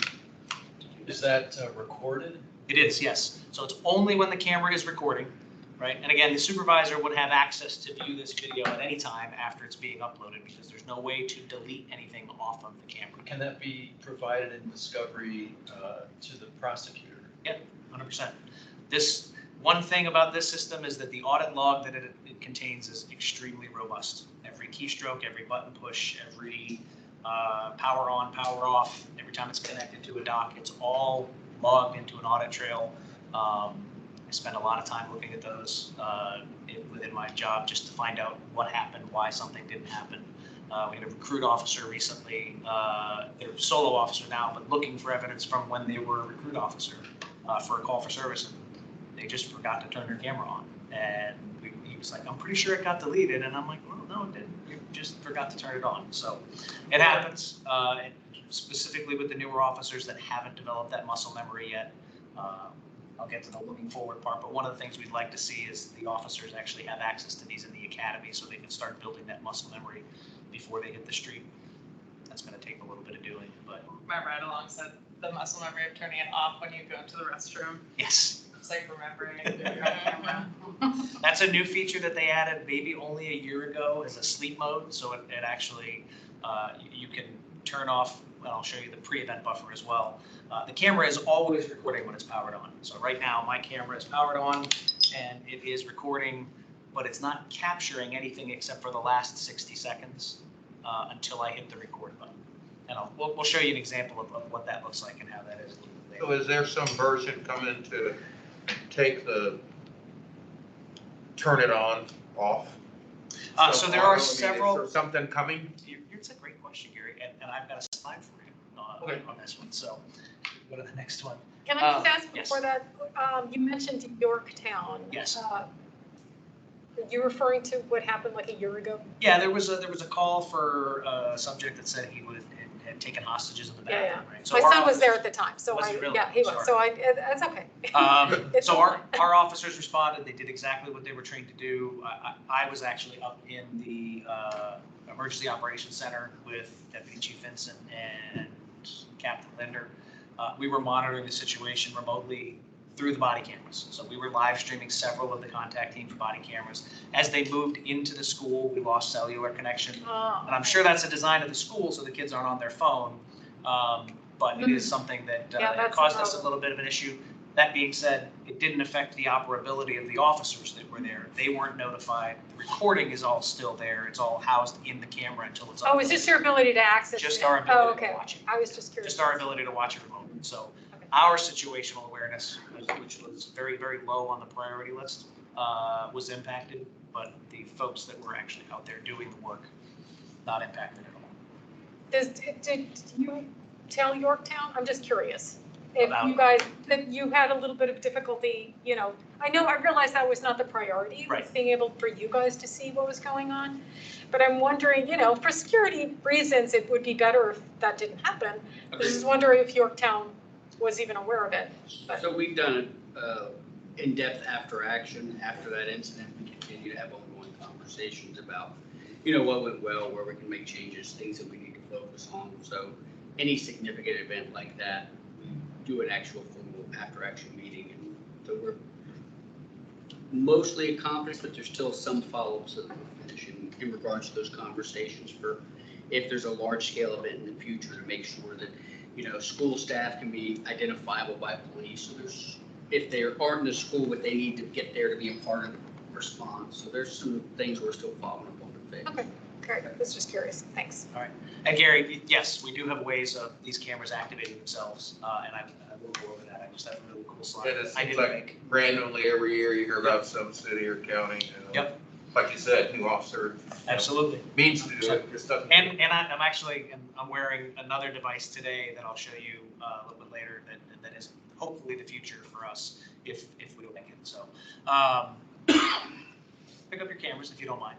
This is the interactive part. So I brought one for each of you. Again, these are unassigned. These are just sitting at my desk waiting. But if you look up at the top corner here, you see the thing that looks like a power button on every other device. If you just press and hold that until it vibrates in your hand, and then you look down and you'll see Axon's logo show up on the LCD screen on the top. It takes about 15 seconds for these to power on. So we like to keep them on at all times. So when the officers are out on the road, they're not expected to turn these off at any time. So when they go use the bathroom, there's a function that they're allowed to put it in called sleep mode. But like I said, when it's on, it's always recording and constantly keeping a previous 60-second loop of what has occurred of video only, no audio. So that's the power button on the front of the camera. You can see the camera lens. Also, the big round button in the middle, which on the picture up here has red around it, but this one doesn't, that's the event button. That's what the officers are going to use to start and stop the camera recordings manually. Next one, sorry. This one we just burned through really quick. This right next to the camera lens is a speaker. It does make noises to alert the officers of what its status is. Every 2 minutes when the camera is recording, it has an audible beep. Sometimes you may have heard that on some of the body camera recordings where you hear the beep, beep. And you will definitely hear that on ours because that is there to remind the officer, hey, look, I'm still recording you and I've still got your back, or hey, dummy, your call was over 2 minutes ago. You can turn me off now. So it's a very, very good feature for us. And the officers seem to like it. There are 4 microphones on this camera. There are 2 on the front and then 2 on the bottom. They are very sensitive. They will hear whispers. They hear a lot of the rustling if somebody bangs up against it. Originally, they were designed to be capable of gunshot detection. So if the officer fired his or her weapon, that the camera would automatically activate. They haven't quite figured out that algorithm yet, so unfortunately, if a loud motorcycle goes by or somebody sneezes too loud, it would activate the camera, send out an alert to the officer's supervisor that they just fired their weapon, and the supervisors are stressed out enough as it is. They don't need to be contacted 15 times a day because I've got a cold that I'm out there shooting everybody or just firing my weapon willy-nilly. So we don't have that feature activated right now, but like I said, we have another new piece of technology that they've come out with recently that may take the place of that, hopefully. So once they do get that figured out, though, we're going to activate that because that is a very important feature. On the top is an LCD screen. It shows what the what the camera does, what the camera's doing. Right now it says ready, so that means it's in buffering mode. It's constantly got a 60-second loop. It shows the battery life. Like I said, these will last about 12 hours. The first 20% of the battery will strip off very fast for some reason. This camera's happy place is somewhere between 20% and 80%, and will live most of its life in there. So you can go to the next one. On the side are the volume buttons. This is the part that everybody loves, because when you actually push the buttons, it makes what noises and lets you know. It can go really, really loud. Yeah. Which actually helped one of our officers out at the Capitol when our CDU team was over there. One of the individuals over there got their hand in between the shield and the body camera, pressed up against the body camera button, shut the camera off. The officer had it cranked up really loud and was able to realize that it had shut off and reached down and restarted it. The way this system is set up with that 60-second pre-event buffer, there was no loss of video. It was a constant video, no continuous. It just lost a little bit, just a couple seconds of audio. Those are the volume buttons, so it just lets the officer control if they're having a conversation with somebody that they don't want to constantly be interrupted by it being that loud every 2 minutes. They can turn it down and turn it into just the vibrate mode, so it just vibrates. So you mentioned how they can be activated remotely, right? So all of our in-car cameras are equipped with the Axon signal technology. So if an officer turns their light bar on, it sends out a signal. Every camera within 30 feet will be activated for 30 seconds. So if a hot call goes out and the officer jumps in their car and they just hit their lights and their siren and off they go, it's going to activate the in-car cameras. It's going to activate their body camera as well, and any body cameras in the car with them. So if there are two officers and they're going to go run lights and sirens to a robbery, for instance, they may not think, oh, I should start my body camera, because their focus is stop the bad guy, catch the bad guy, stop the threat. The system does it for them, right? It's one of these ways that we make the system cop-proof, because we're our own worst enemies sometimes. So the system itself actually activates the body camera for you. One of the other pieces that it does is the taser that we carry, the conducted energy weapon that Taser makes, is also manufactured by Axon. And every time you activate, you take the safety off of a Taser 7, which is the only Taser that our officers carry. It sends out that same 30-second pulse. Every camera within 30 feet is activated. Side note, the very first body camera recordings that we made in Arlington after we went live were because an officer was about to spark test their Taser before their shift, which they're required to do. Right after everybody had turned their body cameras on at 5:30 in the morning on December 16th, I think it was, you can hear me screaming and yelling because they function test their Taser incorrectly. Flip the safety off on the Taser, and everybody's body camera activated. So the third piece, and I'm just going to stand up and do my best modeling, is called the signal sidearm, and it's an actual attachment that goes onto a holster.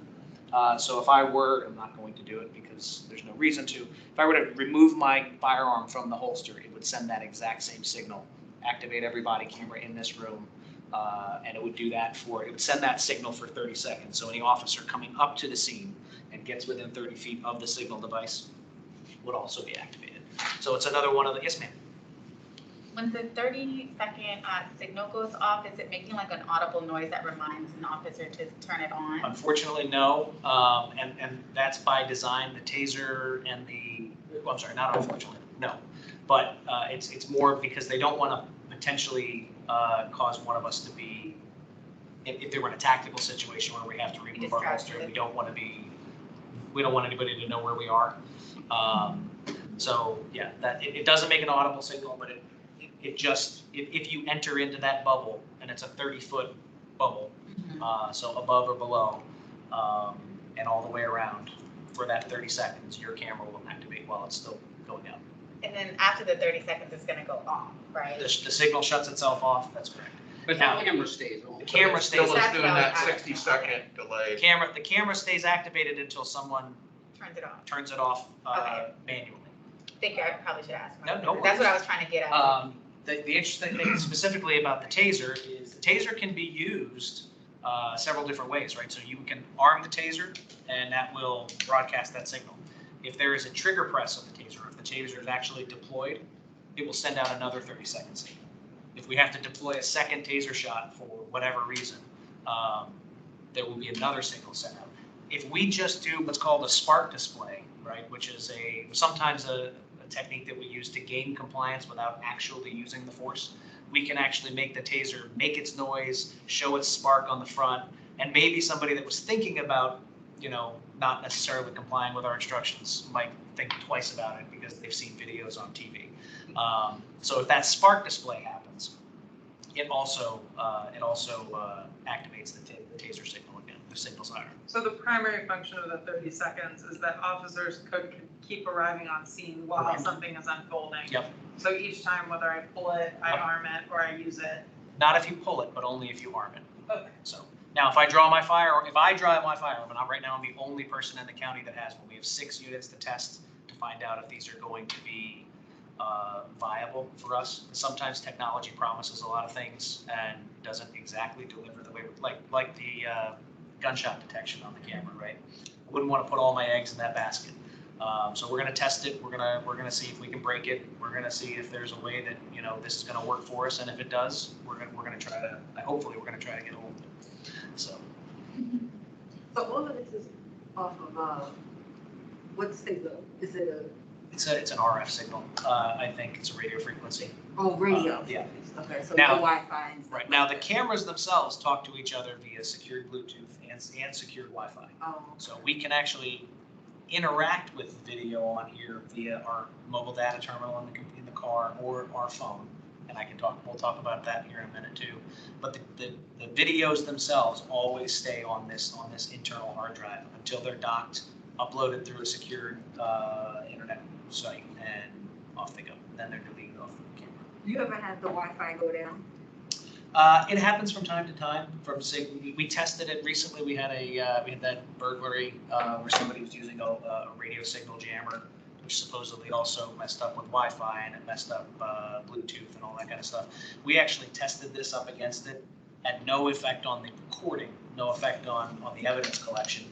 When you were within maybe a foot of the device itself, which was supposed to be the most powerful one that you could buy on the civilian market, that was when you lost Bluetooth connectivity the cellular connectivity to it. But the Bluetooth still talked to each other. So the multicam feature still worked. All of the connectivity still worked. So, any more questions about the signal before we move on? All right, cool. So I mentioned buffering mode. Like I said, every camera right now is keeping that 60-second buffer. And what we're going to watch next is a video of a police incident. It happened right on the 14th Street side of the police station. Lost you. There we go. It does involve a use of force. It involves the use of the taser.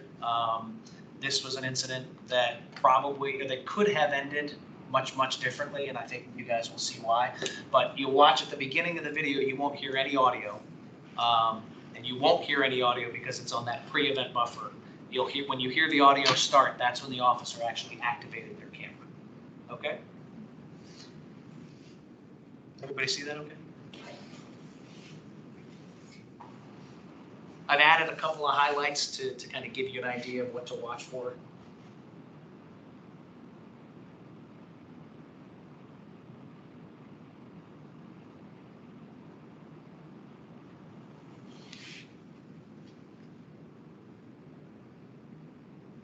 Those are knives.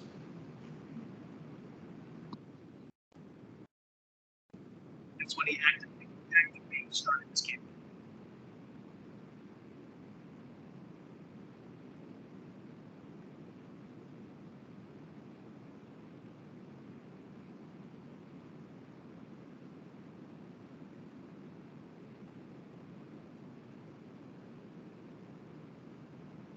So that shot that you heard was a taser.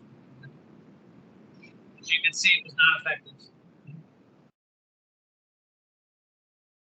You can hear the alarm going off on the officer's taser without telling him there's a malfunction.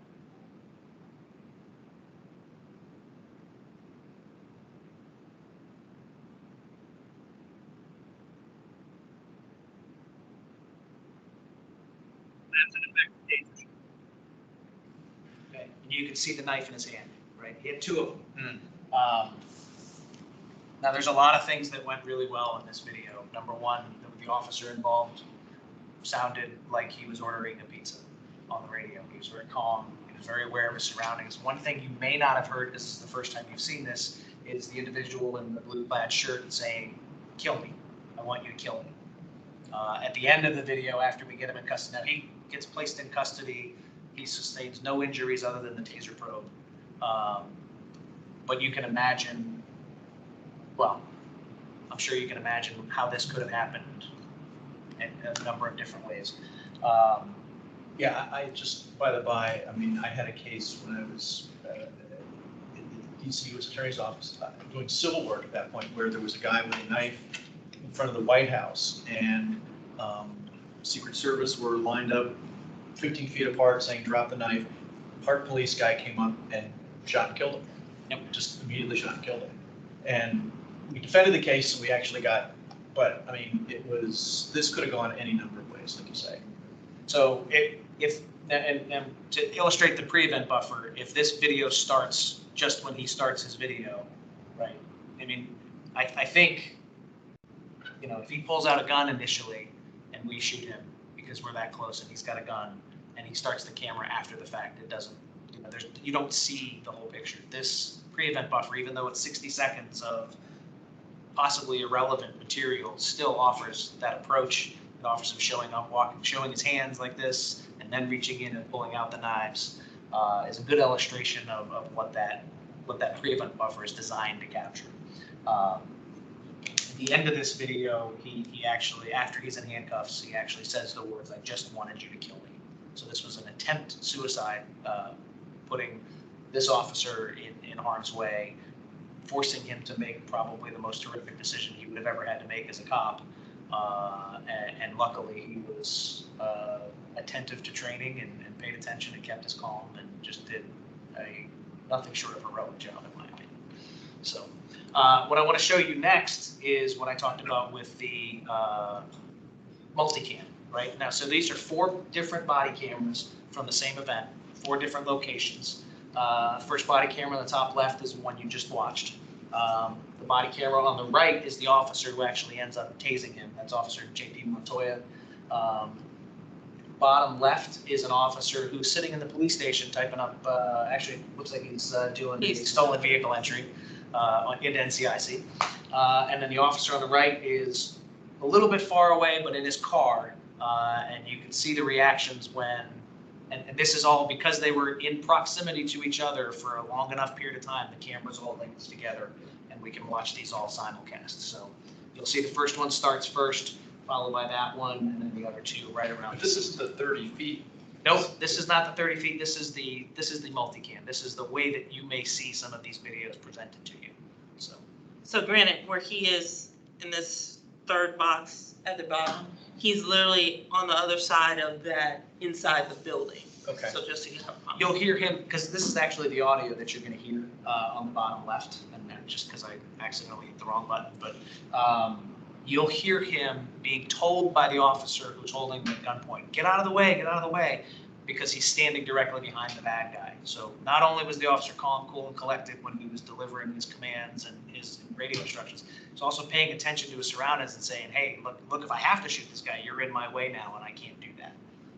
So Matt, if I heard that right, the question, there's a 30-foot bubble that instantaneous, but once, I don't know if it's a max of 4 cameras have synced.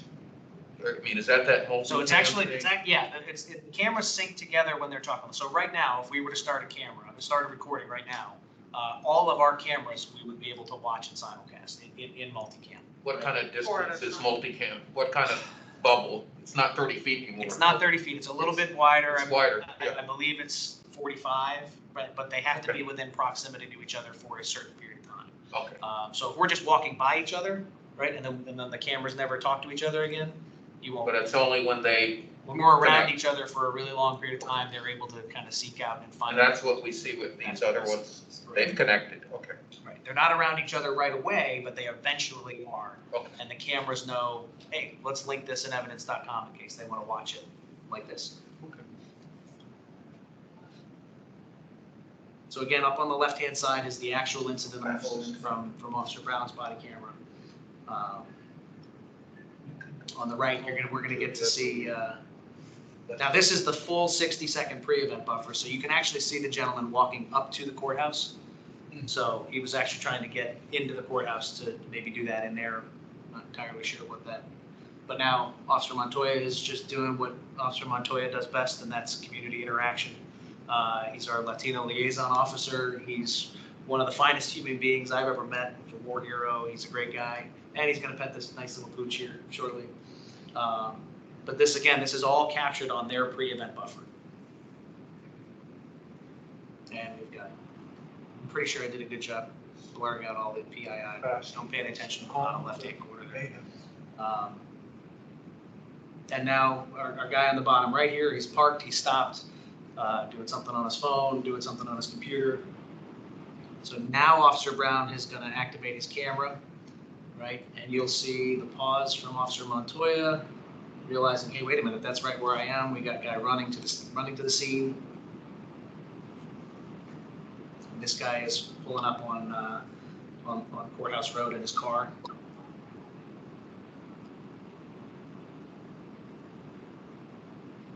See a lot of left, he comes in and realizes it's part of his way.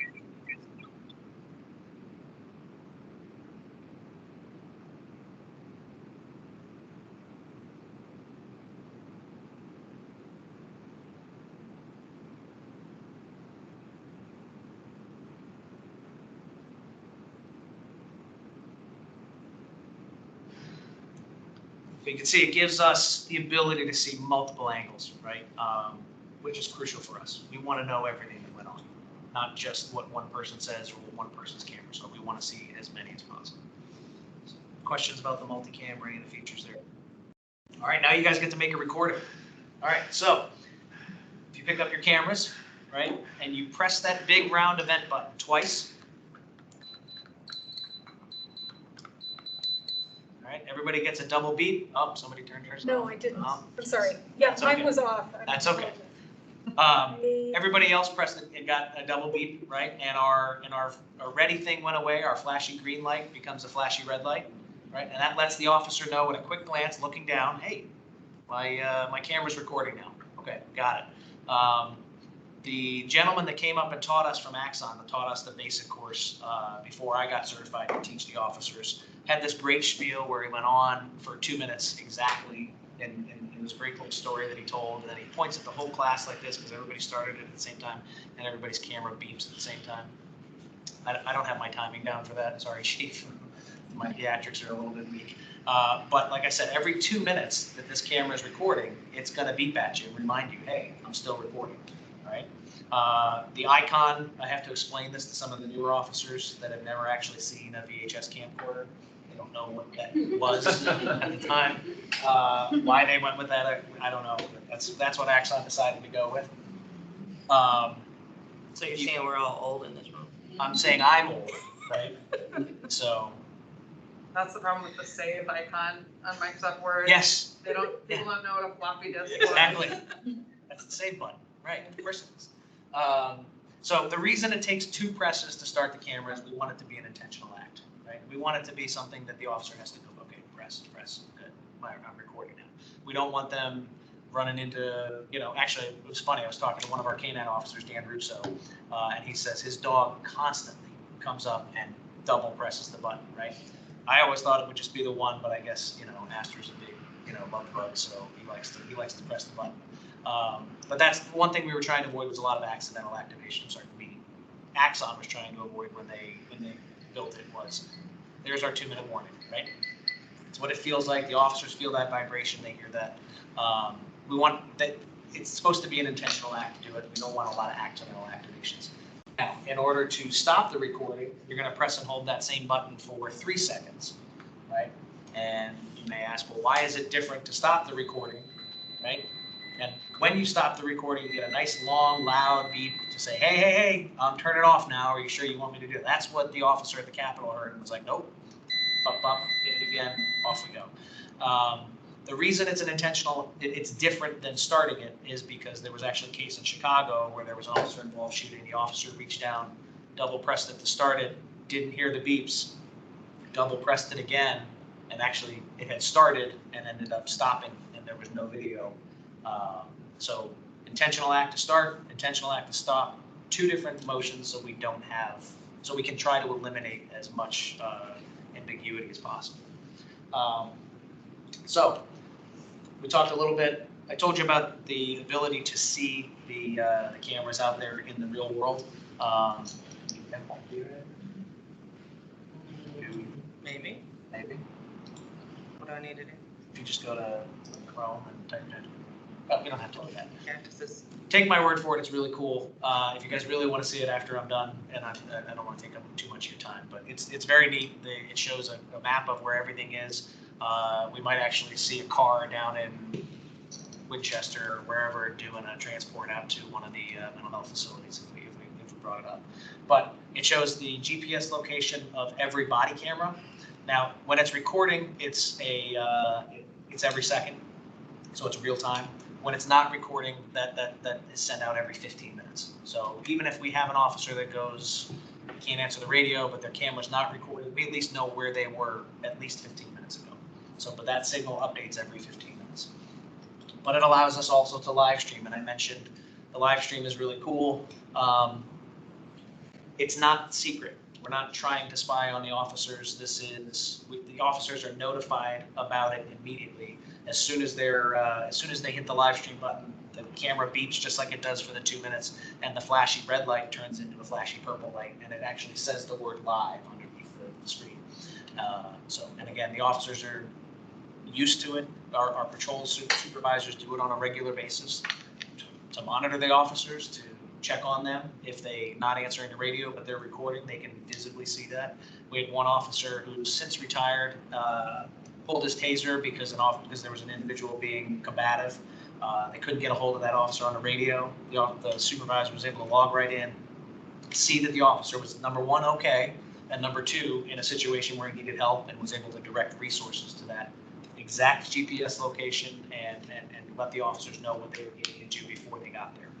So I mentioned we used it at Yorktown as well to give situational awareness as to what the contact teams were doing. It's a very useful tool for us. Axon Capture is an app that every officer has downloaded on their phone, and every officer gets issued a phone for the ticketing. So they also need it to interact with Axon, right? So Axon Capture turns their phone into a digital evidence collection machine. My phone has a much better camera on it than this body camera, right? The megapixels on this thing are beyond my technical expertise to talk about. But we can now leverage that technology that's built into the iPhone and take evidence photos directly from the iPhone, and it goes directly into evidence.com. It eliminates the need for additional camera purchases, right? So the point and shoot cameras that we used to issue, Captain Chamberlain and I were on the road, we used to carry around the Polaroids. She was just one cat in the class ahead of me. So. But yeah, we used to carry around Polaroids, and it would cost us, what, I don't know, 30, 40 bucks. 30, 40 bucks every time we went through 10 pictures, right? And they weren't the greatest cameras in the world. They didn't take good photos, right? Now we can do it in portrait mode if we want. It's really awesome. No, I'm just kidding. It's also an audio recorder, and it can take video. And you might ask, why would we use a video as opposed to the body camera? Well, if I'm searching a car and I find something of relevance, I find a gun or I find drugs in the car, the video I'm going to get from holding this around might be a little bit herky-jerky, but at least this way I'm used to doing selfies, and well, I'm not used to doing selfies. I outed myself there anyway. But it's going to be a much more higher resolution video, and it allows that to go right to evidence.com. It never lives on the phone. It lives only in the program, so that the evidence collection is very clean and the chain of custody is very clean. And it allows you to, if you miss that step and you just have to take a bunch of photos of something before the storm comes in and blows all your evidence away, you're able to capture that, and then if you have to import it from your phone later, you can do that. The game changer for us is the ability to use Axon Citizen. This is where I'm going to need some audience participation. So let me see if we get my Citizen. Gary, do you have your phone with you? Yep. you take a picture of me?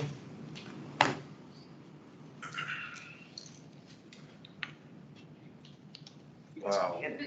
Actually, we should do like a group. I just did it. Okay, good. All right, so what this does is it allows the officer on the street to send a one-time portal so that you can upload evidence directly into our evidence.com account without me ever having to touch it, right? So back in the old days, if you were to record a fight at Don Tito's, right, on a Saturday night, in order to get that video from you, because we didn't have body cameras back then, I would have to physically either take your phone and text it to myself or airdrop it to myself, or if you were being very uncooperative, maybe even take your phone, do a search warrant on it to get that evidence so that I can then have that for a successful prosecution. Now it's as simple as a text message. So as we sit here and talk, I'll enter this as training. And do you mind everybody knowing your phone number? No, probably not on the, Ready? not on the recording. Oh. Here, we're Well, here, I'll tell you what, why don't you just enter it here, right? Pass it. All of Arlington will be calling Gary. I was gonna tell you, one of my foster girls goes, I didn't really believe them in love white wine. And I was like, Okay, good. All right, so 10 years older than you. I'm not like this. I'm gonna call you. Gary with two Make R's, you right? feel bad about your age. Conversation you need. All right, so now that I have your phone number, I am actually gonna send you that very link, right? Which you should Okay, have, just got it. just getting it right there, right? Okay. So now all you need to do is follow the prompts. If you can go to the next slide, I'm sorry, this is still. So click on the link. Yes, sir. Okay. Next one. Next one. There we go, next one. Perfect. So I'm gonna basically I'm gonna do that. I'm gonna send that link to him. He's gonna get it. And if you wanna upload that video or that photo of me, I'm sure I look It's fantastic. uploading right now. Okay, it's uploading right now, and I'm gonna go to myevidence.com on my phone. Did it upload successfully? It's still doing it. Okay. On my, Because I haven't received my alert that says that he's uploaded it, so I get an alert. still uploading. Okay, I don't know what it's like. it's a big photo. It's on 5G.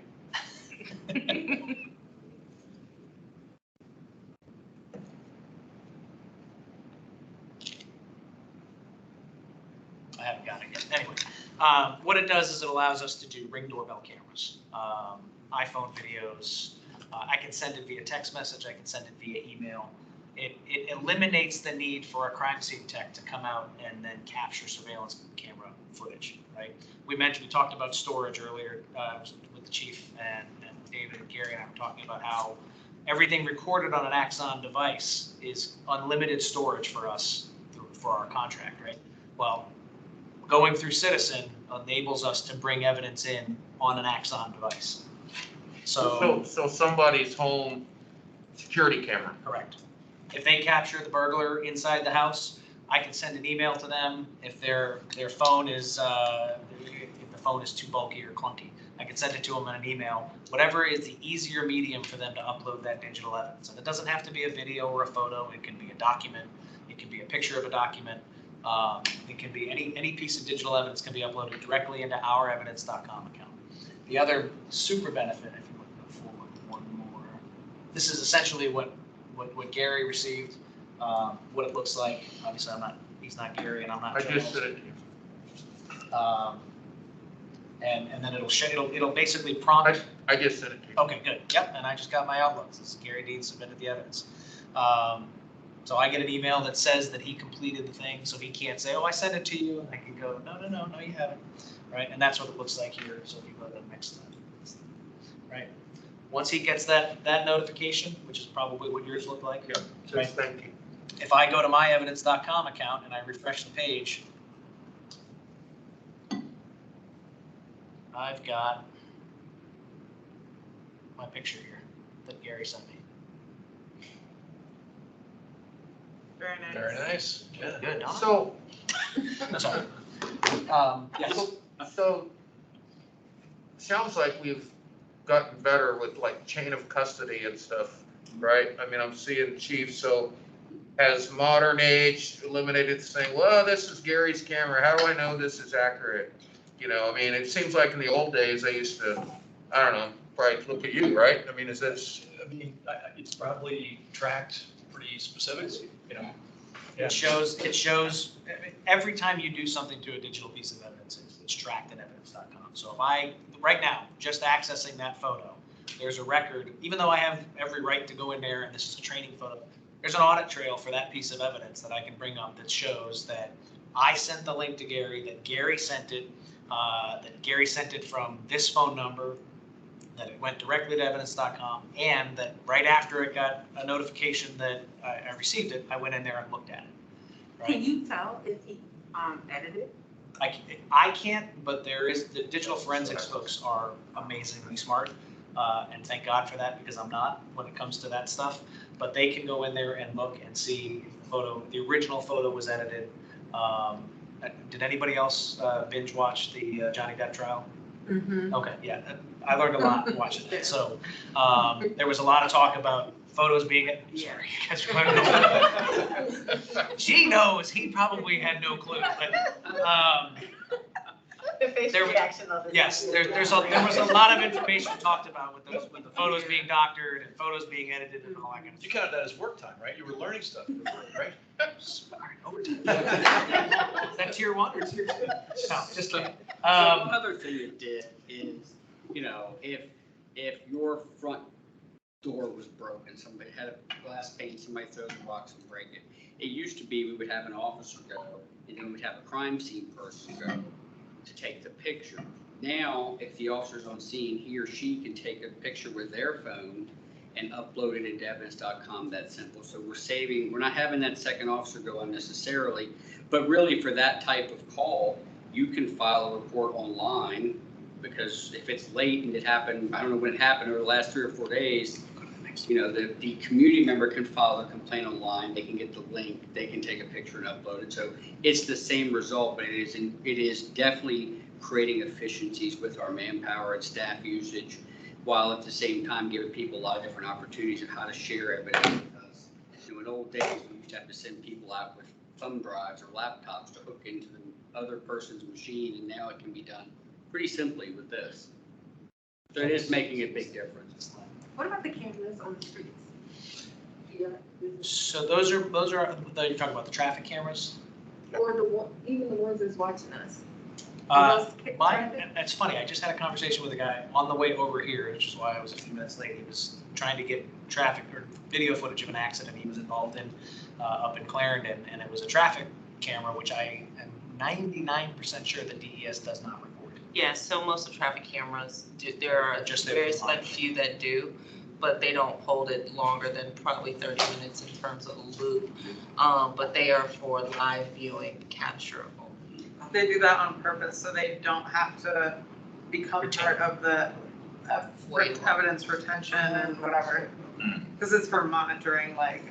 Yeah, so we do it a lot. Huge crash, call and have somebody go out.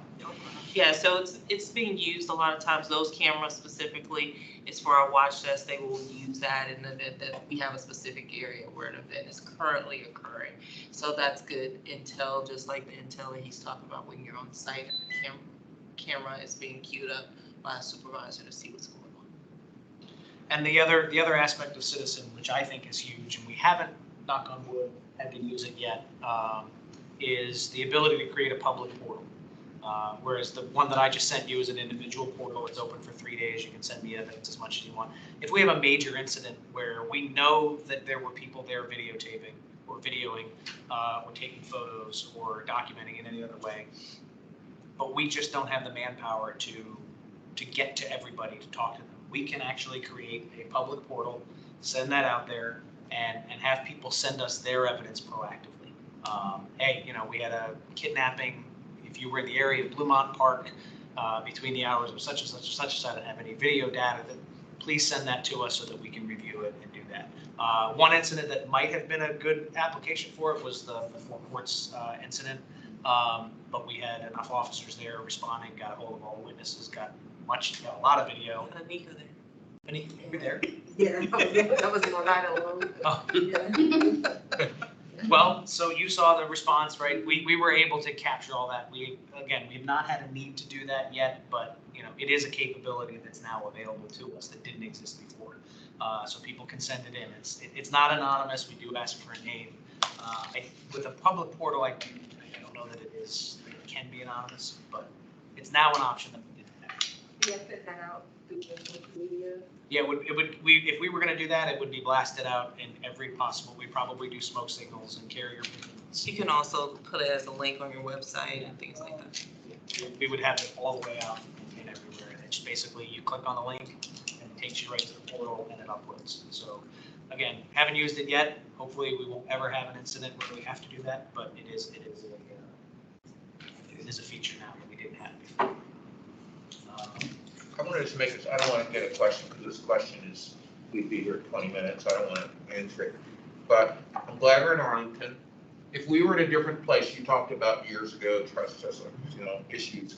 If we were in a place where there was, lots of complaints, severe lack of trust between our county, our police department, and citizens, listening to this, the COB in our independent role, could we have our own independent portal to where maybe people may not upload it to you, but and I don't know what the legalities are. We'd have to, but in the sense of gaining public, being that aspect of what the COB is here to do.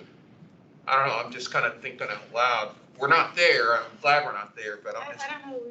Thing of it is, for that, I would say into what the ordinance has and in terms of what we're using that information for, it's for criminal investigations. And so that part right there, you would not get access to that information according to the ordinance until the investigation is closed. Until yours was closed. Yeah.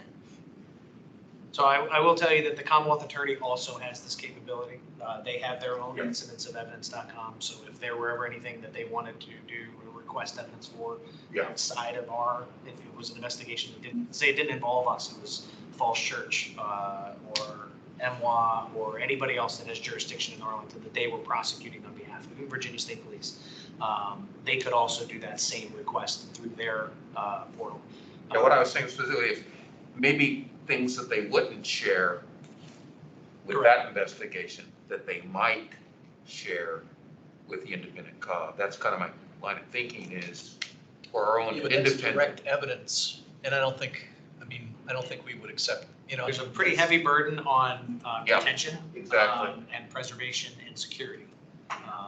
Now, not sure. I think there's also a difference between a criminal investigation and an administrative Exactly. investigation. I'm not thinking criminal. Yeah, with the criminal investigation, then you're, infringing on people's constitutional rights and chain of evidence issues and all kind of different things like that, or chain of custody issues. But I think you're getting at, like, if a community member wanted to file a complaint, for example, and they had pictures or videos that they wanted to attach with it. Non-criminal, none of that stuff. I got that. I'm just talking about a general trust again. Yes. I think that could happen. I think, though, at some point there would be like something that we would address in our MOU that would require us to share that information with internal affairs so that they could use that in their internal investigation. Right. Which vice versa. The ordinance goes both ways. Right. Okay. But that's strictly for administrative parts of the business. Correct. And that's sort of like the traffic data, like they don't store that data because they don't want to be responsible for that retention. But also for us, like we don't want to make a promise of anonymity or confidentiality to someone that then, because of the courts and FOIA, we can't, hold up. But I think the written complaints, like somebody filing something, I think that's different than additional data. Yeah. Okay. I mean, it's almost like a more sophisticated complaint. Like arguably, if somebody wanted to communicate with us about an incident, we'll set up a website, we'll set up whatever else, we have to figure that out. And, I don't know that we would use this, but I think what you're describing is another means of communication, basically. On a non-criminal right thing. Right. I mean, officer looked at me wrong. Right. I mean, if they're, I would think they would probably send us, well, who knows, but they would send us, I think, something on, via, via email or something else, but maybe if they would only use some other vehicle or medium, maybe. So I don't want to talk about this, take us too long, but anyway, just the general thought is just non-criminal, and we'll tackle that later. And evidence.com is where we store everything. It Is gets that up for everyone? for Arlington County specifically. So Arlington County, we do the police department, the sheriff's department, and the fire marshals actually also wear body cameras. The sheriff's department, limited members of the sheriff's department are issued body cameras, mainly the folks doing traffic enforcement and the process out in the community. I don't believe that there's anybody in the jail wearing them right now. You may see them on the folks that are at the entrance to the courthouse that are doing the security screening. But evidence.com for us is where all of our digital evidence is stored, minus a handful of things. But No, but I mean, everyone, like Alexandria using. DC. so Alexandria just went to it. They just signed a contract with Axon. Fairfax uses it. Falls Church does not. I believe they use a different body camera vendor. So it's by the vendor. So it's specific to the vendor. Evidence.com is an Axon product. As you're going to find out, Axon has their hand in just about everywhere, as we talk about. We wanted all of our different types, the video, the car, the body, the room, all in one place. Okay. It all gets uploaded into one central hub. It's very easily searchable. It's also very easy to share evidence, which you all will see. Because right now the way we do a FOIA request, if somebody fills out a FOIA request for a body camera that's releasable under FOIA, it's shared via evidence.com. We don't burn a DVD anymore. We don't give a flash drive. We send you an email with a link that allows you to view the evidence within evidence.com. We control the permissions. We're able to say, hey, you can view this for 90 days. You can view this for 120 days. You're allowed to download it if you'd like. So we have those abilities to do that. I would imagine that the majority of the video that we would send to you all, or digital evidence at all that we would send to you all, would be in the form of an access link that you can pull up on the big screen here, watch in here, rewind, play, rewind, zoom in. All the features that are enabled to anybody with those rights would be forwarded to you as well. So, and then again, I don't know whether there would be download permissions or not, but that would be, we'd have to have a need for it, because it's still going to be housed in ourevidence.com. Any redactions or edits, like the video where you saw that I drew the box and all that kind of stuff, the original video file still lives untainted in evidence.com until such time as the Library of Virginia requires us to delete. So is it an access feature that allowed you to like follow that guide? yeah, they have a redaction studio, which was an add-on purchase that we added, which allows us to track faces. So you saw that his face was blurred out, right? But the officers were not. Right? We don't expect the officers to have a reasonable expectation of privacy when they're wearing the camera. So except in the back, you have that. Well, let me ask you a question. I'm sorry. Okay. When I interned in Baltimore, I think this was back in 2019, they was going through an issue in the city of Baltimore where the county was being held hostage by a hacker. Okay. Do you have like concerns with people getting into the system and stuff of that nature? You've been sleeping in my nightmares. Yes, it is my number one fear. That being said, I've been nothing short of impressed with the technology that Axon's brought to the table. Their security is through Microsoft Azure. That's where everything is cloud-based. I know for a fact that they can't access our videos unless we give them permission to do it. Their security is the thing that sets them apart from every other vendor out there, in my opinion. In all the early procurement, there were a host of protocols they had to meet. They were by all the, not just the subject matter experts, technology subject matter experts, to make sure it met every standard.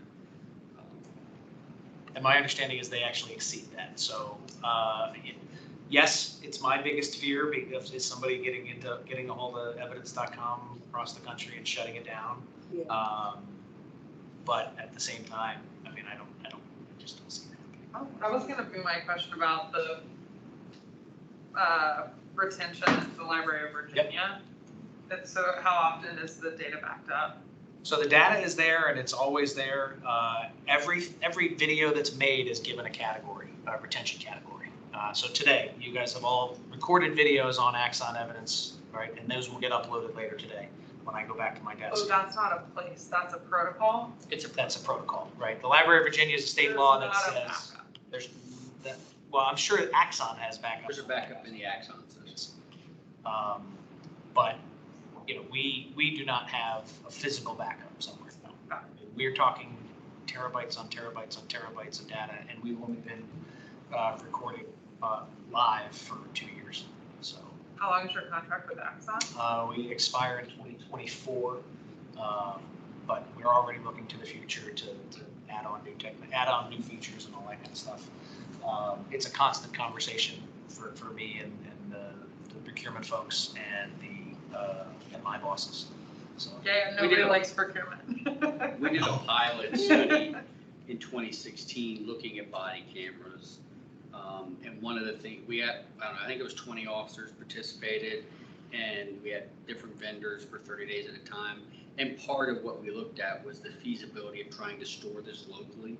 And when you just extrapolate the video out that those 20 officers had times the entire department times, 40, 50 years, it's sure clearly the way to go is and the online and the companies. And digital evidence isn't getting any smaller. In fact, some of you probably know this better than I do, but it's exponentially growing. I mean, the iPhone 6 taking a photo versus the iPhone 14, which is about to come out. I mean, that file size, that same photo is going to be, just huge. Right? So we're not going.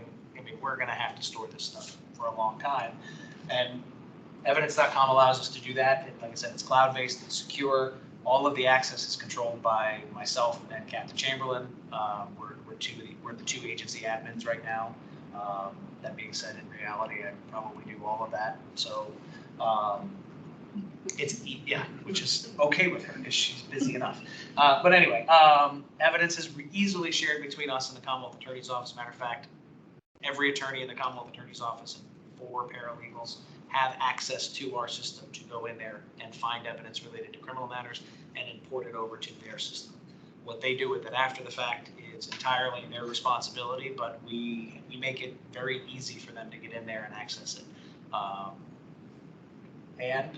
We hold on to it for as long as we have to hold on to it. So there are laws that say we can only, if it's not criminal in nature, we have to get rid of it after X number of days. And if it is, and it's a misdemeanor, if it's a serious offense, but it's not a major offense, or if it's an offense that's solved, or if it's an offense that's resolved. So we have to maintain evidence. And if you go to the next slide, I'll give you an example of what that looks like. These are some of our retention categories. Right? Some of them you see say 90 days, some of them say 10 years. If you look at felony and felony arrest, we're going to keep that for 100 years. Right? That's what the current Library of Virginia asks us to do, right? So it's going to hopefully be somebody else's problem by that point. If I'm still here in 100 years, somebody tossed me off the courthouse. But yeah, so we have a bunch of them. Officers can find an appropriate retention category for every video that they make. Sorry if I keep getting here.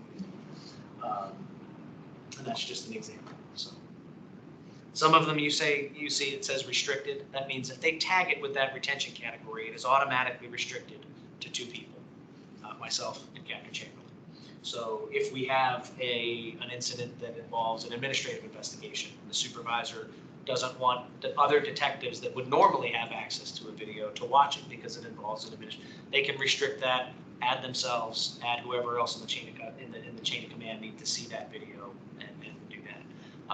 We have a specific one for officer-involved shooting, a critical incident, automatically restricts it so that not even the officer can watch that video of what happened until after the investigation, until such time as OPR decides that it's appropriate for them to watch it. So, and looking to the future. And with questions about the Library of Virginia, I know that I kind of glossed over that. But if you ever suffer from insomnia and you cannot sleep, Google Library of Virginia retention categories for law enforcement and just start reading, and you'll thank me in the morning. Okay, it is a slog to get through that document. This is what we're looking for to the future, and actually the future is now for the first one. Our new in-car camera systems are capable of reading license plates, checking them against an NCIC hot list that is updated 4 times a day by Axon. It's pretty fascinating technology. We've literally been live with it for about a week, and I think we've gotten a recovered stolen auto every day. And one of them was a gang member out of Fairfax that was wanted for stealing the car that he was in. It's a really neat technology that we're testing now to see if it's viable. A little too early to tell, in my opinion, but we've had license plate readers in Arlington for a long time. This is just the next generation of that technology. It's already, the hardware is already installed in our cars. This is just a feature that is now available to us. So we're putting it through its paces. Public safety UAS, yes, that's an uncrewed aerial system, right? My Air Force guy. But that's drones, right? It's in my opinion one of the next steps for all first responders. And we're going to be deploying those tactically with our emergency response team to mitigate the need to have an encounter with an armed subject.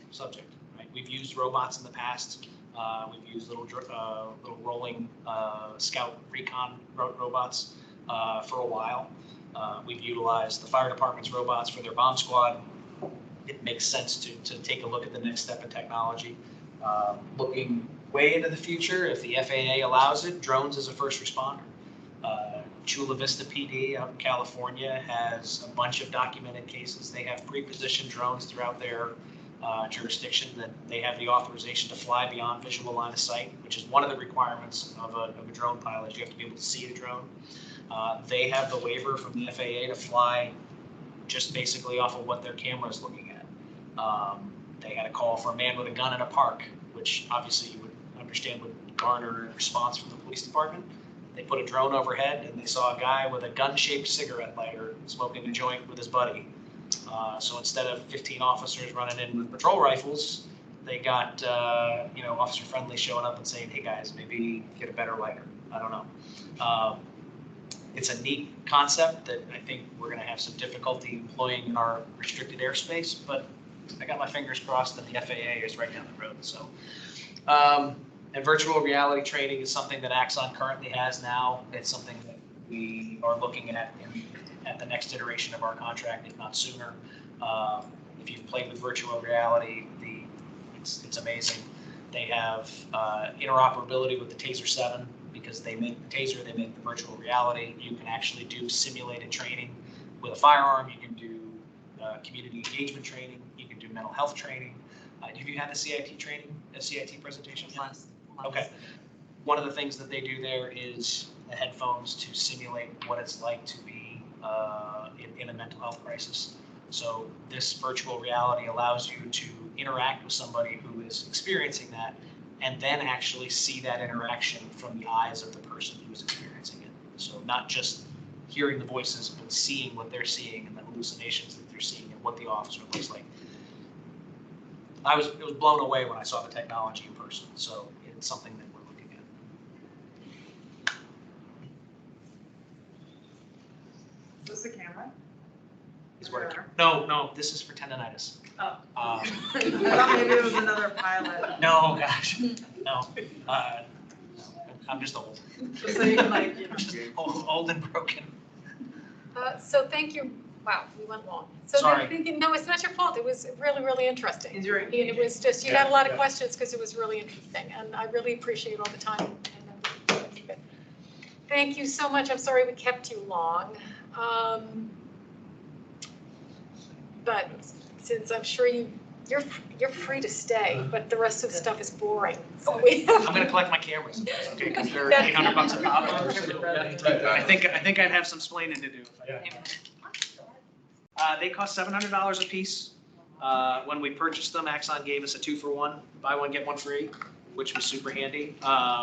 And that's okay. I can shut them off. Take that away from you guys so you can.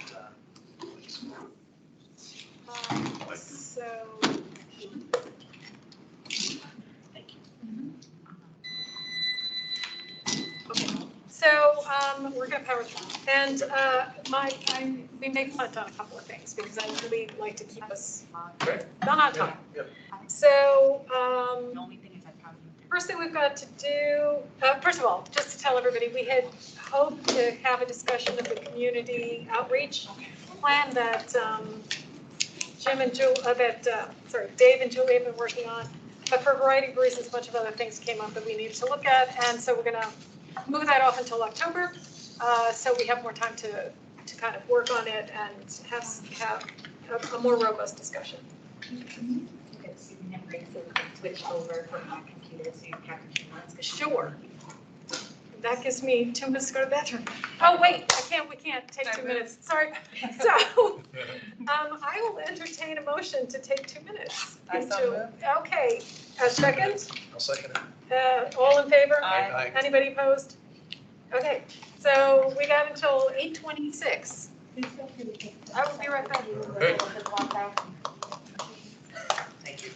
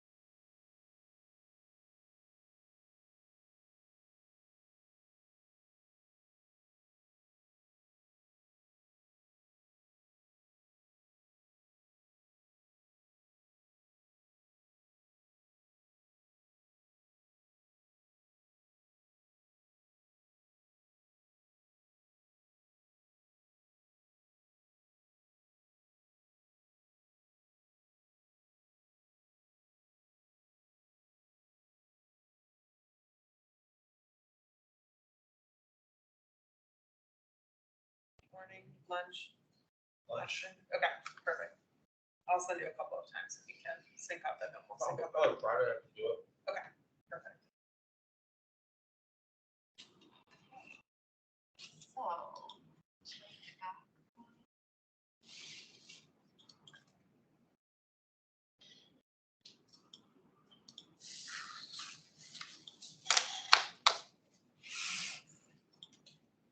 I think we are good. We good? Okay, great. So we're gonna try and power through some of the stuff we need to get done. I'm actually gonna pass on the approval of the minutes until we get through some of the other stuff we really have to do.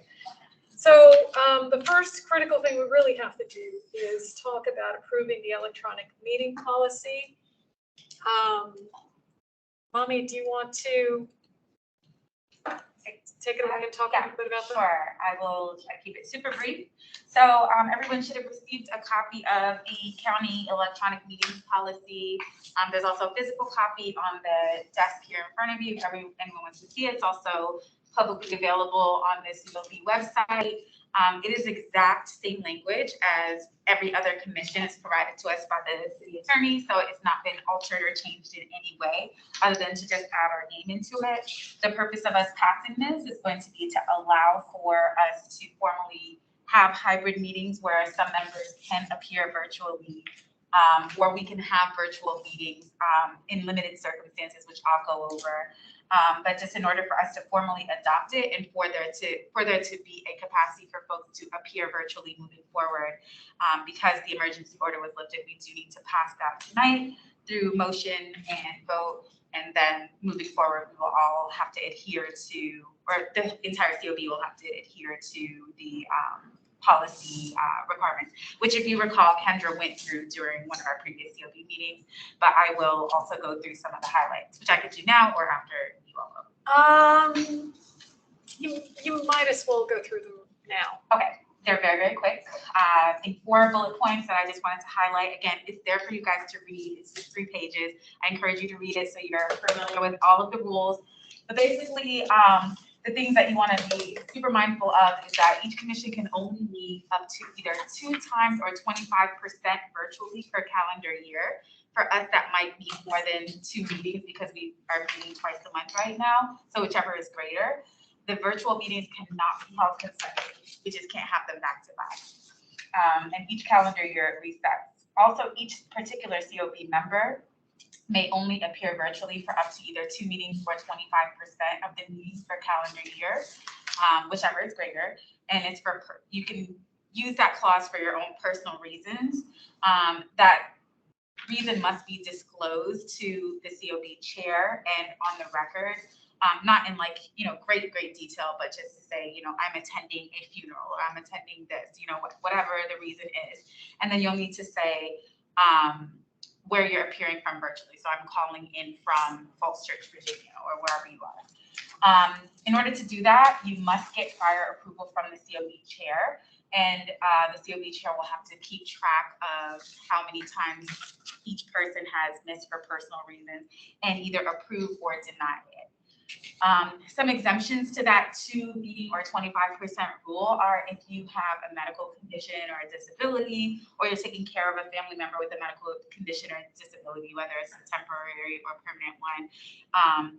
In those situations, you will still need to let Lisa know so that we can be mindful of that for reasons of like, we need to have a physical quorum at each meeting. So for example, if we know that somebody is going to be out for a medical reason, we need to be mindful of that when making decisions about approving or denying other people's requests for personal reasons or what have you. And also keep in mind that this is the last point, so I'll just go to that because it's related. These rules and regulations must be applied strictly and uniformly. So keeping in mind that there are exemptions for medical conditions, you can't guarantee that it's always going to be allowed, that you're going to be able to use that exemption if we're already missing a number for a physical quorum. So being able to allow everyone an opportunity to appear virtually for whatever reason it may be will be something that Lisa will have to balance. So just keeping that in mind. And as I stated earlier, we need a physical quorum of 5 voting members at each meeting in order to do things such as, pass motions or anything of that nature. So any sort of COB business requires a physical quorum. Another important point to note is that if at any point we do not have a physical quorum, then no other commission member may appear virtually. So if, let's say it was only 4 physical voting members, nobody would be able to appear virtually until a 5th voting member came in the room. We had a physical quorum in the room, and then those folks can log on virtually. So if we happen to all be virtually, if some of those people ended up being virtual, and let's say 2 or 3 people had to leave the meeting early, all the people who are on virtual also, the COB members that are on virtual would also have to get off of the meeting because they would be in violation of the hybrid meeting policy if there's no physical quorum in the room. Any questions? So the 2 or 25% of the opportunities to participate in an otherwise physical meeting, but you would participate virtually, that's in addition to the everybody meets virtually. That's right. Right, okay. Yeah. And again, just making sure that Lisa knows in advance. So we will be assuming, this is just a very important point, we are all assuming, just as a method of accountability to ourselves and also to the people who are coming in to train us, that everybody is expected to be physically present unless we're all appearing virtually or unless you have gotten approval from Lisa prior to the meeting. We should know in advance of the meeting whether or not you are coming. Nobody is going to proactively reach out to you to know whether or not you're coming. It's every individual's member's responsibility to inform at least Lisa, but preferably Lisa and myself, so that we are all on the same page. And Gary as well. If you're able to hit all three of us, that's even better. But at least Lisa, because she's the one who's going to be accountable for making sure that that attendance is up to date. Go ahead, no, please. Timing getting here exactly 6 o'clock. Do we have like a 5-minute window? Because I know sometimes for me, getting off of work and driving over here can get a little sticky. I try my best to get here as soon as possible, but is there start the meeting exactly 6 or? So I think it's gonna depend a little bit. I mean, we don't have a whole lot of flexibility on the training schedule, but I think the training technically is not one of our meetings. So these are not considered a meeting. This is now. This part is. This is, but, so we're going to be having the trainings first and then our actual meetings later. So that should help for you if you're running late, because our actual meeting won't start until probably an hour in. So there shouldn't, and then as we move forward, I don't know, we'll have to figure out once we get past this sort of when we're going to start our meetings. And I'm a big believer in short meetings. So, moving forward, when it's just us, if we can do it 6:30 to 8, that way we're not here too late and we give people enough time to get here. Whatever works, we're going to try and find some way that's going to work best for everybody. So I understand that, it's difficult for you, and I appreciate that. Yeah. So just to add on to that, we need a physical form in order to conduct COB business, right. But we don't need a physical form to start the training. We are going to try to just get in the practice of starting as close to on time as possible, just to be respectful of other people's time.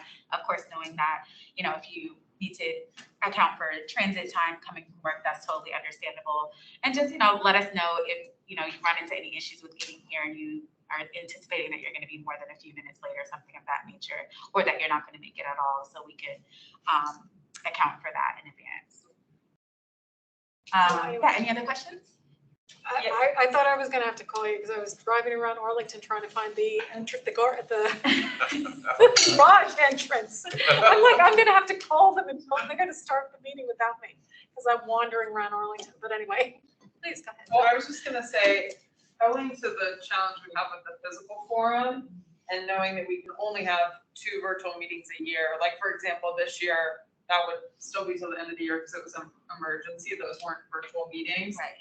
But if, for example, we had a slate of, we need to approve a bunch of things, and if we don't do it, then we're not going to get to the next one. If 3 people have to appear virtually, it might make sense to do an all virtual meeting, which is why it's extra important that we coordinate as far in advance as possible, so we could make a determination of either this needs to be an all virtual meeting or we need to rearrange the schedule. Yeah, very good point. That's a very good point. Absolutely. Do you take account the state there's a weather issue? Would that count as the virtual, like for instance, there's a snowstorm and it happened, everybody was planning to attend in person, then I had to switch.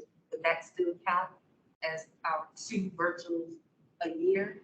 Do that incidental?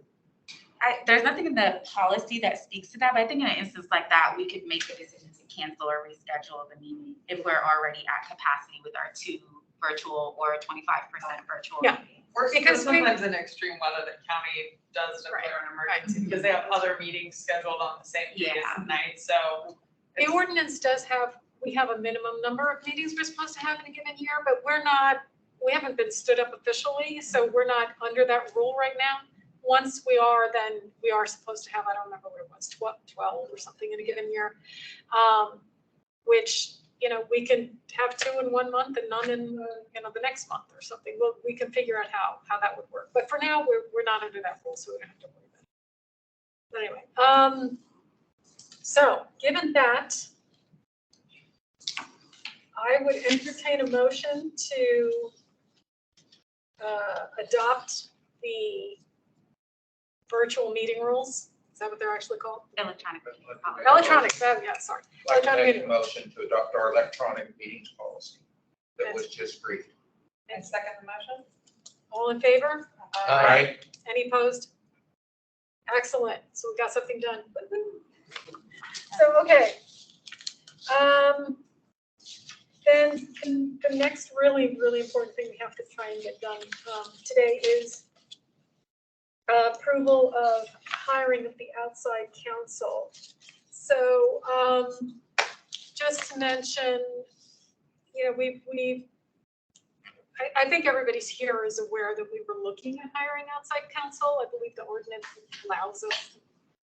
And it just seemed to make sense to us that there are so many different kinds of things we might end up coming across that would really be useful. Now, Arlington County does have counsel and they will support us in many areas, but it just seemed reasonable for us to take advantage of the ordinance and hire outside counsel. So Dave and I and Mummy interviewed a couple of candidates, both of whom were excellent. But one really, really stood out. She just knocked her socks off. She's really great. And I don't know, Dave or Mummy, if you want to say a couple more words about her. I mean, So her name was Cynthia Hudson. Right. Yeah, she's great. And as you say, both candidates were very good, but Ms. Hudson was particularly stood out because she has represented, I think still represents, the Charlottesville Oversight Board.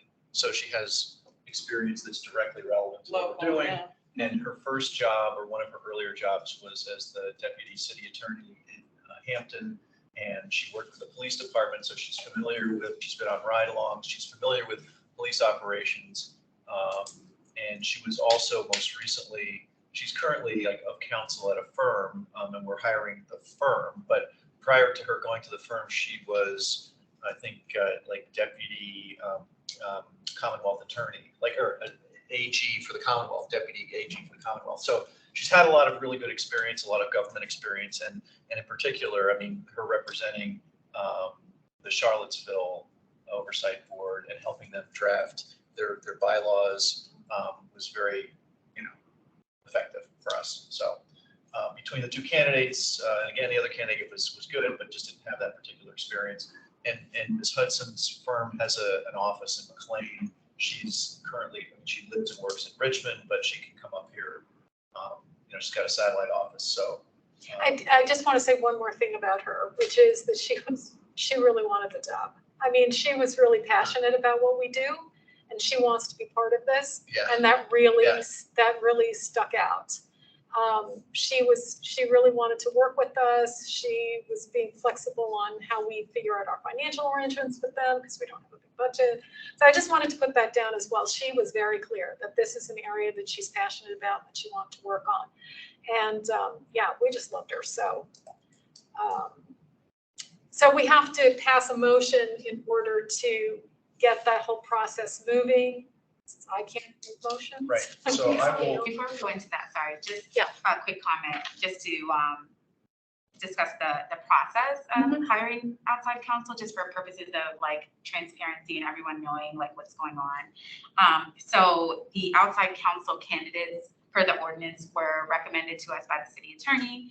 I then shared those two candidates with the entire community oversight board. You all selected the members who were going to interview the candidates, and we wanted them to be the same two members for purposes of consistency. Shared the, they were asked the same questions to, keep it, fair and equal opportunity. And then the decision of who to hire rested solely with Lisa and Dave. And I was just there as a facilitator to, make sure that they were able to meet and ask all the questions that they needed to ask, and answer any questions from the county side, what the process would be for hiring. But I just wanted to make sure that everyone's aware that this was not a county decision, that the COB had full autonomy to make their own decision. And that's just for purposes of making sure that it's an independent process, and that Ms. Hudson would be in a position where she is being hired exclusively by the COB. That being said, because I serve as professional support staff for the COB, I would be the point of contact should this motion be passed to, you all would be authorizing me by this motion to potentially execute the contract. And what that looks like is I would request a letter of engagement from Ms. Hudson, and then I would formally accept it on behalf of the COB. And then anytime you all have requested services from her, she sends you all an invoice. I would be the one who approves the invoice, and in the interim, I will be working with the county to get her set up as a contractor and whatnot in our system, which is called PRISM, to make sure that she gets paid and everything like that. So that's what I would be doing on my end, which is like the administrative piece. So yeah, just wanted to make sure that everybody knew how that will work.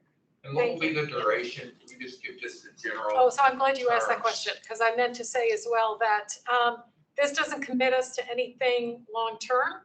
We can decide after a little while that this arrangement isn't working and we'd like to look around for somebody else or something. So this doesn't actually commit us to anything, which I thank you for that question, because I think that's important to note as well. Yeah. Any other questions or discussion?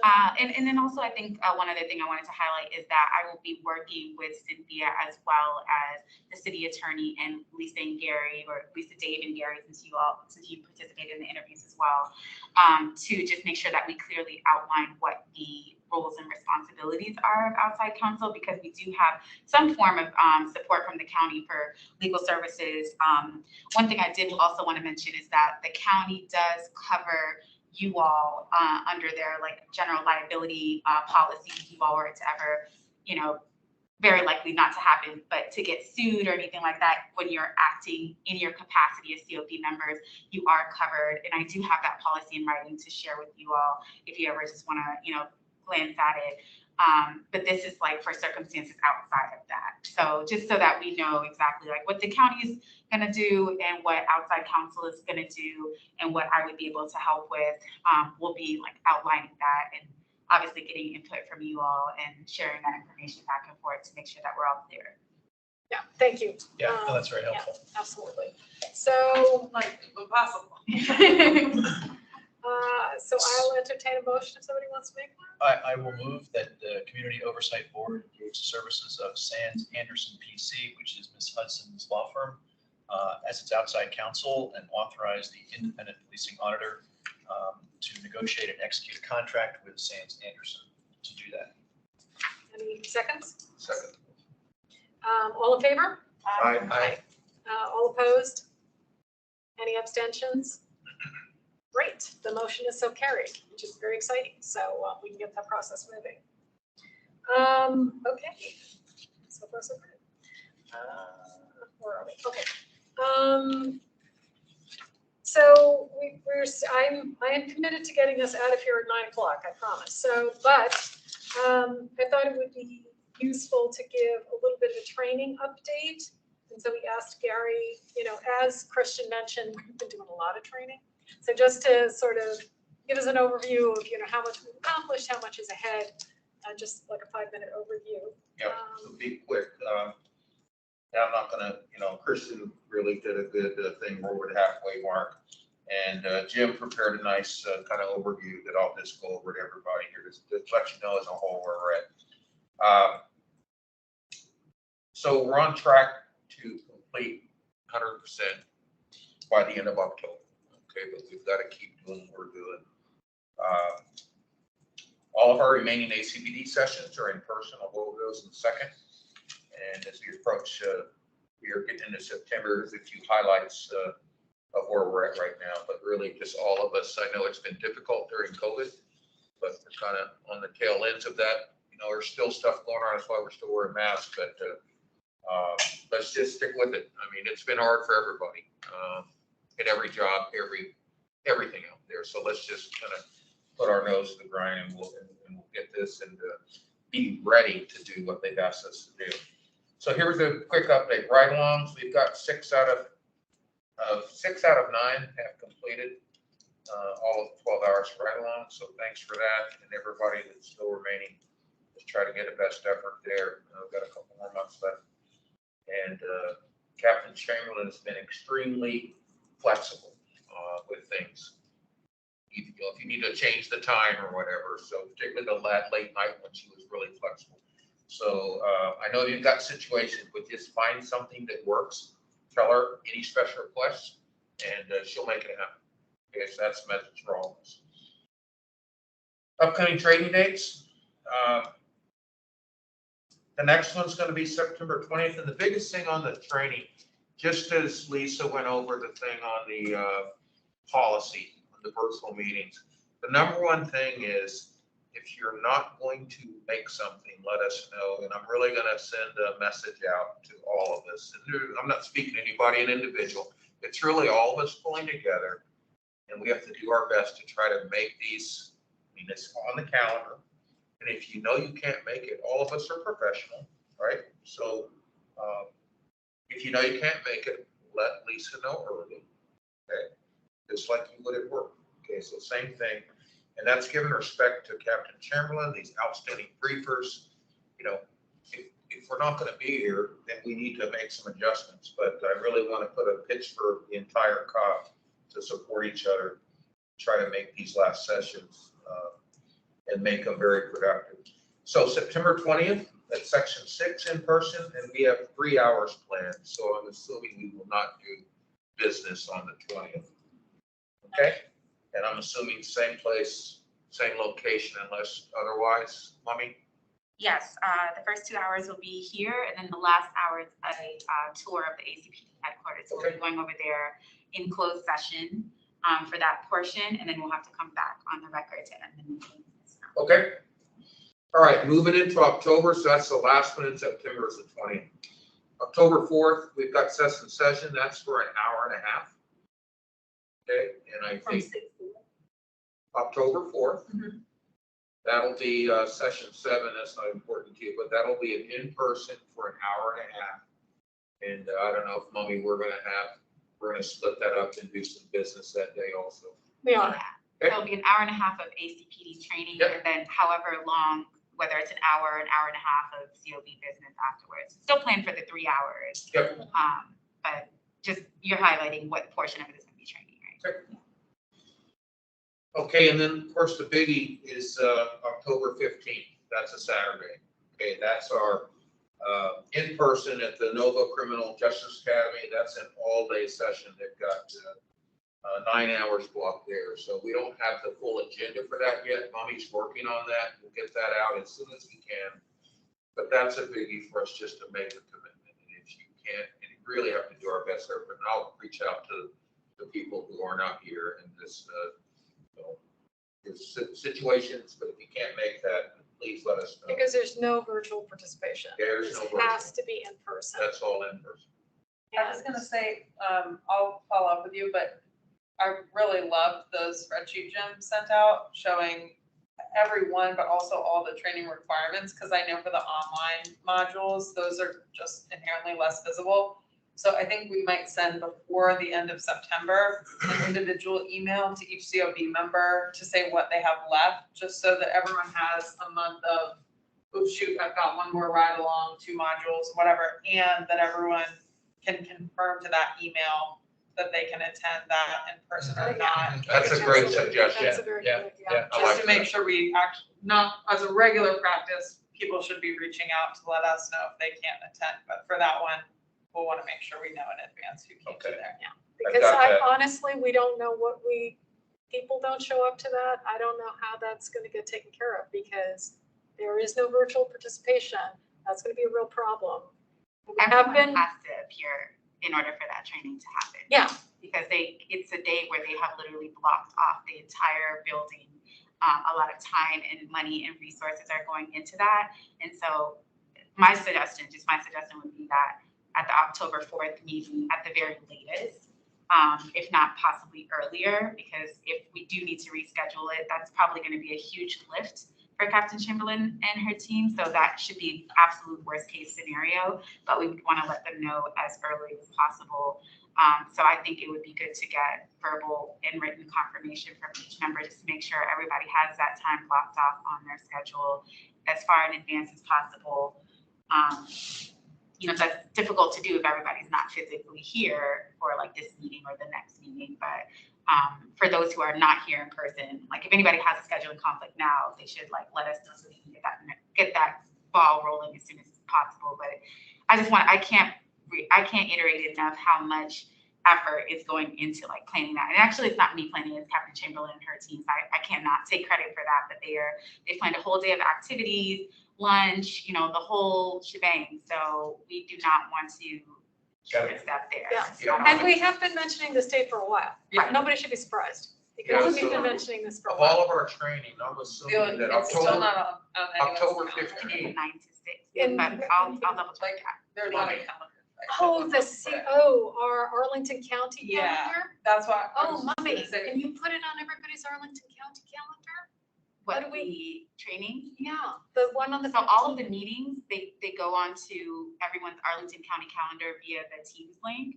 And then they also go onto your individual calendars. They also go onto the Arlington County public calendar. And that's how people in the public will know, just from looking at the calendar, what But meetings are going Julie, on. are you saying you don't see it? No, It's not when I'm you- saying that specific day isn't a meeting and it's not on our calendar, I don't think. It's not on the. Oh, it's not- it might not have been, Right, put that's on why the I calendar was, yet. I was saying, if Yeah. we reach out to let everyone know, remind them, it's certainly not the first Sunday for this Yeah. date. But as we come to triple check to make sure we don't get there and then waste everyone's time, we'll want to make sure that it's on the, their calendar as well. Yeah, so mommy, can you confirm, so I don't believe that's gonna be recorded. That is No, closed no. session. So this is part of this message will send in September. If you miss this, the stress we're putting on the county is immense. And it really impacts our cert date. So we have to get everybody at that session. And of course, for time here, I'm moving forward. The last one is on October 18th, 3 days later. And that's 3 hours in person, October 18th. October 18th. That should be another Tuesday, right? We're always That working should on be Tuesdays. Tuesday. All of the meetings that we have like in this room are already on we're already blocked off on the calendar, but you might not have the Teams link yet because I usually send those are separate from the meeting calendar. But you'll get them in advance of the actual meeting. So they will be on your personal county email calendars. Okay, great. Now, these meetings are just training meetings, right? So that means that you can miss the first half or you miss. I mean, something that's not counted against you. technically, a training, one of these kinds of trainings is not a meeting and we don't need a quorum. But obviously, it's better to be here than not be here, but that part is. Sorry, that's actually not accurate because of the electronic meetings policy that Oh, we have. it's changed now? So whether or not we have a physical quorum impacts whether or not we can pass COB business. Right. But You we do just have talked to about still physically be here in order to be like accounted for the training, right? Is that what you're asking? Yeah. Yeah. Questions about the training. Yeah. So I think then you get into like nuances about like how late can you be and still be counted as present. I think that's something that like we could ask and figure out. Like as far as the training goes, if you miss the training, let's say I'm not saying you're gonna be an hour and a half late, but let's just say you missed the whole training. I don't know how that gets counted. There will be ways for us to make up those trainings, like vis-a-vis Learning Center, if it's not a closed session training. But missing the training, I don't know to what extent that gets counted against like you physically being absent, right? So that might be something that we want to just check and ask as well. Yeah. So we're just clear about the expectations. Okay, Yes, thank you very much. Okay, so we have 2 minutes left. Do we want to try and power through those meeting minutes? Because I kind of skipped through that. So I will, and so the minutes have been distributed and reviewed by the Community Oversight Board. Are there any corrections? And we're talking about the August 2nd and August 16th meeting minutes. I didn't have any comments. Nothing? Okay, so hearing no corrections, I'll entertain a motion to adopt the minutes from the August 2nd through 16th COB meeting. If somebody wants to make the motion. I'll move that we adopt the meeting minutes from August 2nd, August 16th. Great. Anybody want a second? I second. All in favor? Aye. All opposed? Any abstentions?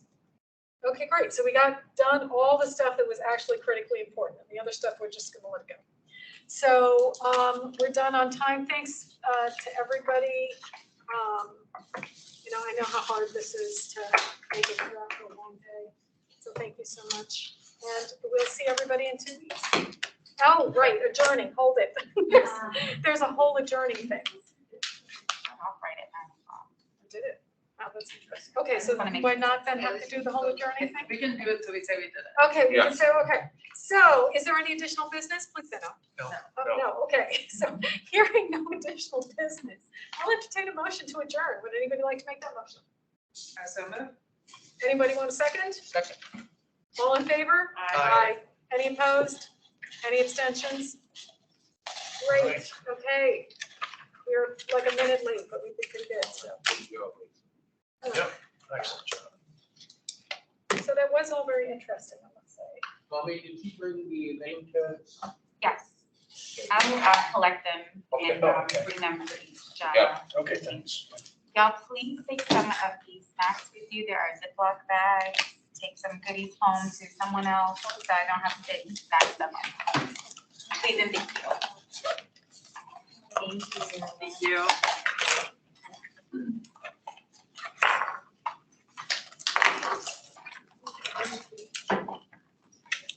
Thank you. Poor money still has to drive all the way to Maryland. How long does it take you to get home, Mommy? At this hour, probably like 30 minutes.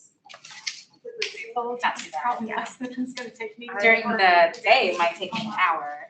Yeah. Okay, bye. All right, goodbye. All right. Take care. Yep. I'm in love with your shoes. Oh, thank you. They're gorgeous. I can't wear some bags, but they're. Bye, everybody.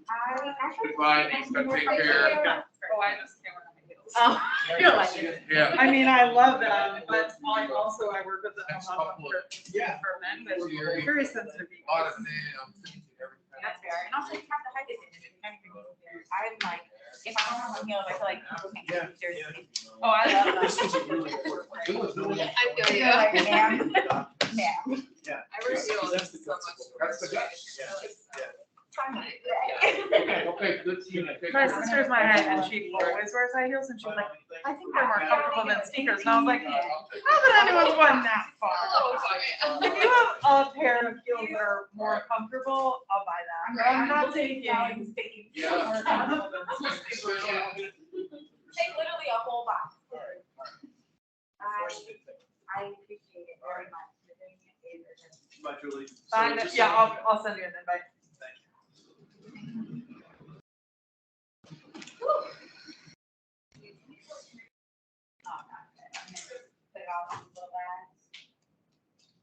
And you can change my shoes. These are not As comfortable as sneakers? Well, I'm just changing it to